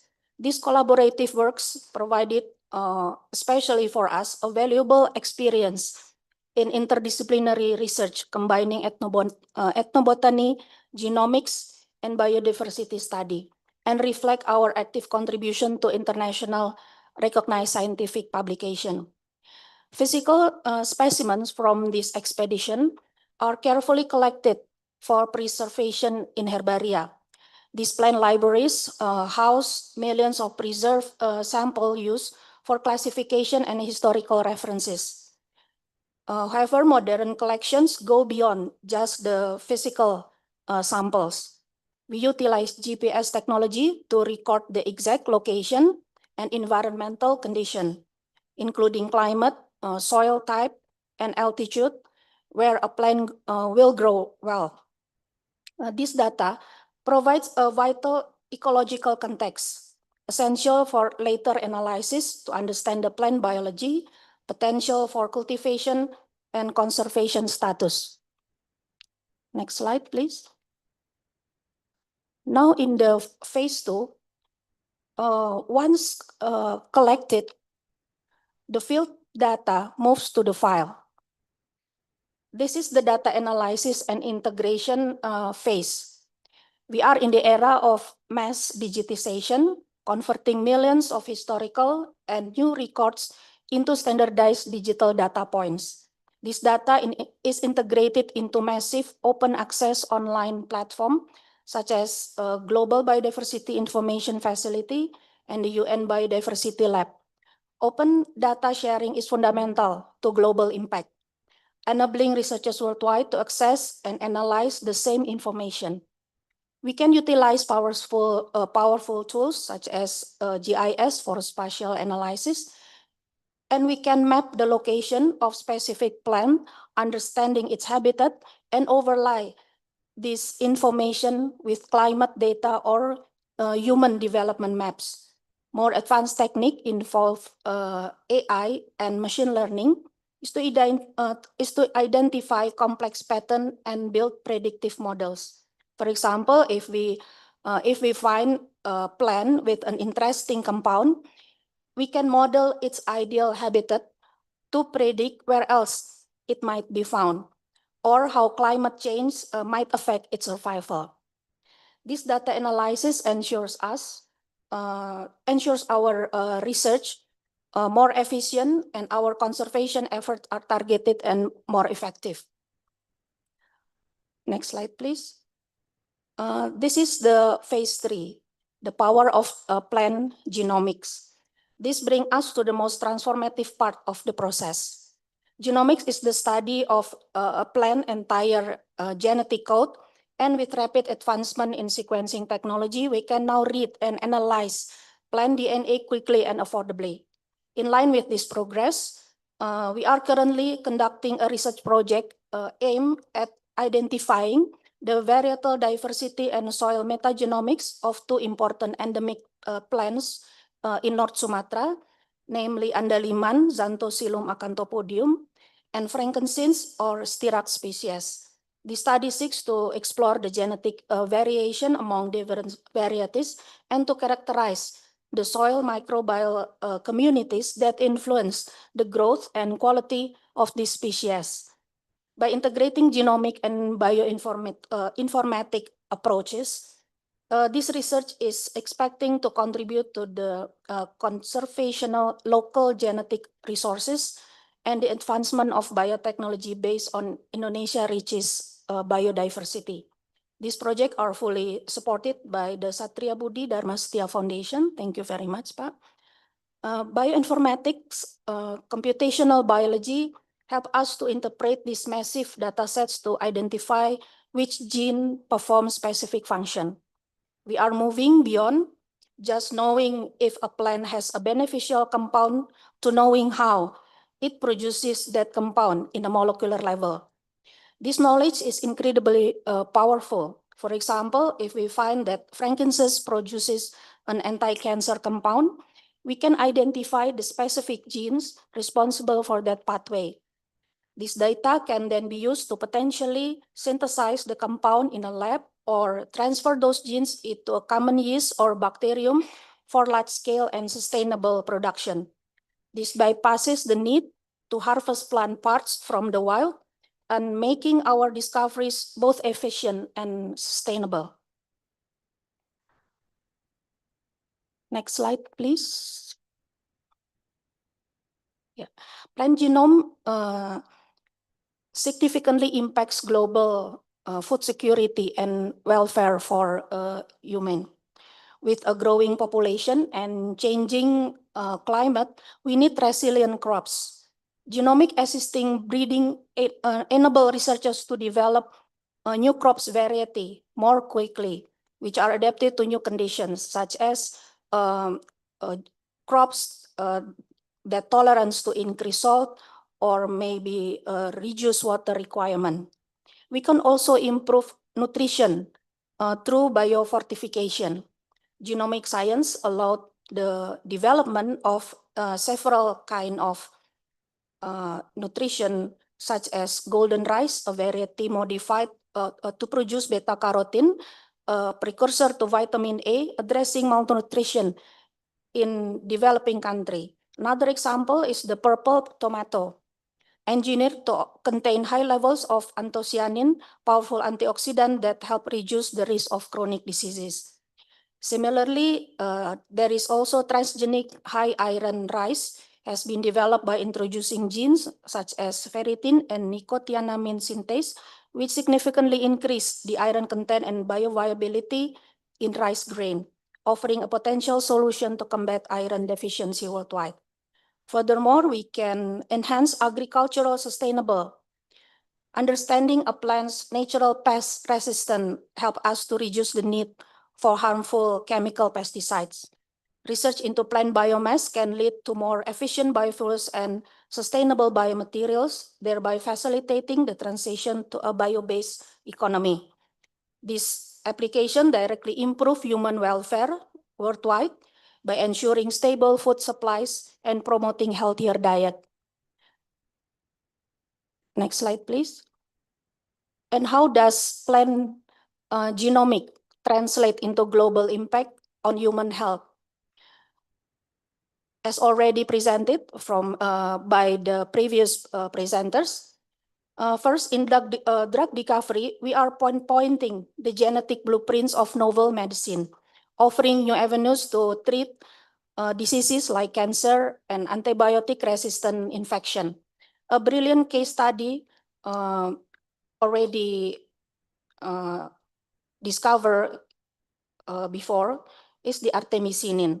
Initially, it had to extract it from plants, which was an expensive process. Genomic research helped uncover the biosynthetic pathway, allowing scientists to engineer yeast to produce a precursor molecule for the drug, making it more affordable and widely available globally. Beyond medicine, plant genomics inform us our understanding of nutrition. We can understand the genetic basis for beneficial phytonutrient, which can help prevent chronic disease. This holistic approach links ecosystem health directly to human well-being, aligning with the One Health framework.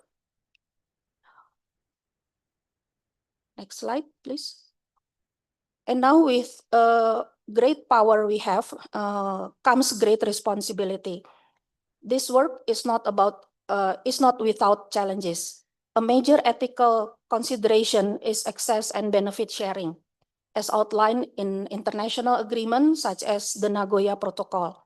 This ensures that the countries and indigenous communities where plant resources originate will receive fair compensation and share in the benefit derived from these discoveries.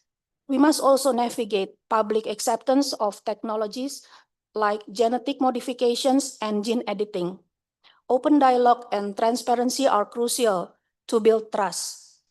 Despite our progress, significant data gaps remain, indicating a need for continued investment in global data collection efforts. Globally, harmonized regulations for gene editing technologies are needed to foster innovation while ensuring safety and public trust. Addressing these challenges responsibly is essential for the positive global impact we aim to achieve. Next slide, please. Achieving true global impact requires an integrated approach. We must foster collaboration between field biologists, data scientists, geneticists, policymakers, and also ethicists Open data sharing is our most powerful tool for accelerating discovery and ensuring equity. This aligns with the planetary health framework, which recognizes that human health is fundamentally dependent on the health of natural system. By investing in biodiversity data and by investing the biodiversity data and genomics, we are investing in a healthier, more sustainable future for everyone. The last slide, please. So for conclusion, the journey from field to file for plants is an incredible frontiers of discovery. By rigorously collecting, standardizing, and analyzing plant biodiversity data through the powerful lens of genomics, we are unlocking nature's secret for health, food security, and a sustainable future. This is how we move from curiosity, just curiosity, to concrete solution. The data we collect today forms the foundation for innovation that will benefit future generation. This future is data-driven, nature-inspired, and full of promise. Thank you very much.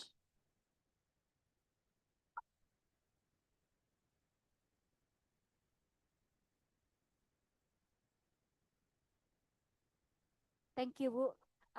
Bu Mary, everyone has highlighted the importance of biodiversity documentation for a better future of our life. I remember reading one of Ibu Mary's publications on citrus classifications in one of the regencies in North Sumatra, and it is very surprising, very interesting to know that we actually have a lot and very broad biodiversity around us, and not to mention the uses, the purposes, the properties. So documentation is very powerful. Thank you very much, Bu Mary.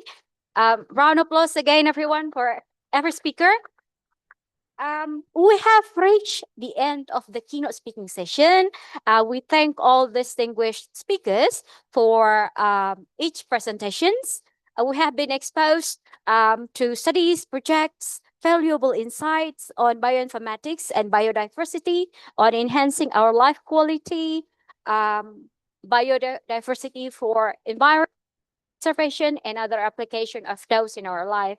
Now we invite Pak Rektor, we invite Ibu Mary, and we also invite Mr. Abner to represent Prof. Teh for a token of appreciation delivery. Please, Pak.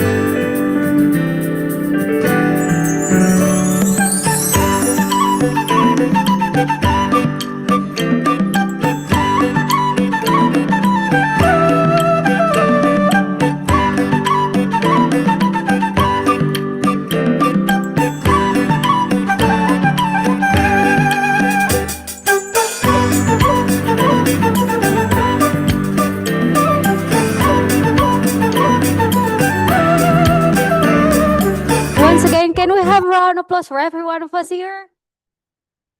Okay. Thank you once again for staying with us until this very moment. I have announcement for every one of us here about the lunch break. We will have our lunch break here until 1:30 p.m.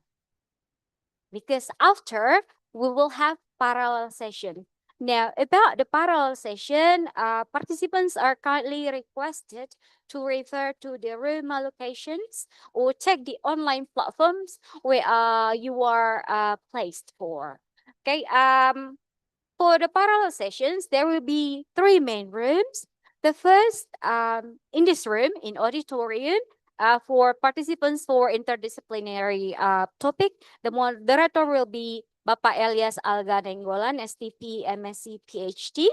And for the second room, it will be with moderator Ibu Rosni Lumbantoruan, PhD. And for the third, it will be with Ibu Aryani, in the third room, in room 511. So please, participants, refer to the room allocation on your schedule. And now we would like to please for everyone here to have lunch in here. Enjoy your time, enjoy your networking. Thank you.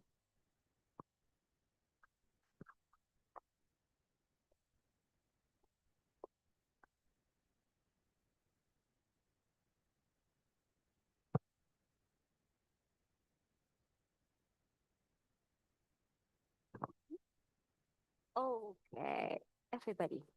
Okay. Ladies and gentlemen, we apologize. We missed one thing, which is very, very important. We cannot live without this. Photo session, please. Okay, we invite every one of us to come forward. Okay, to have a photo session as a documentation, please. Come on, ladies and gentlemen. Anytime, please.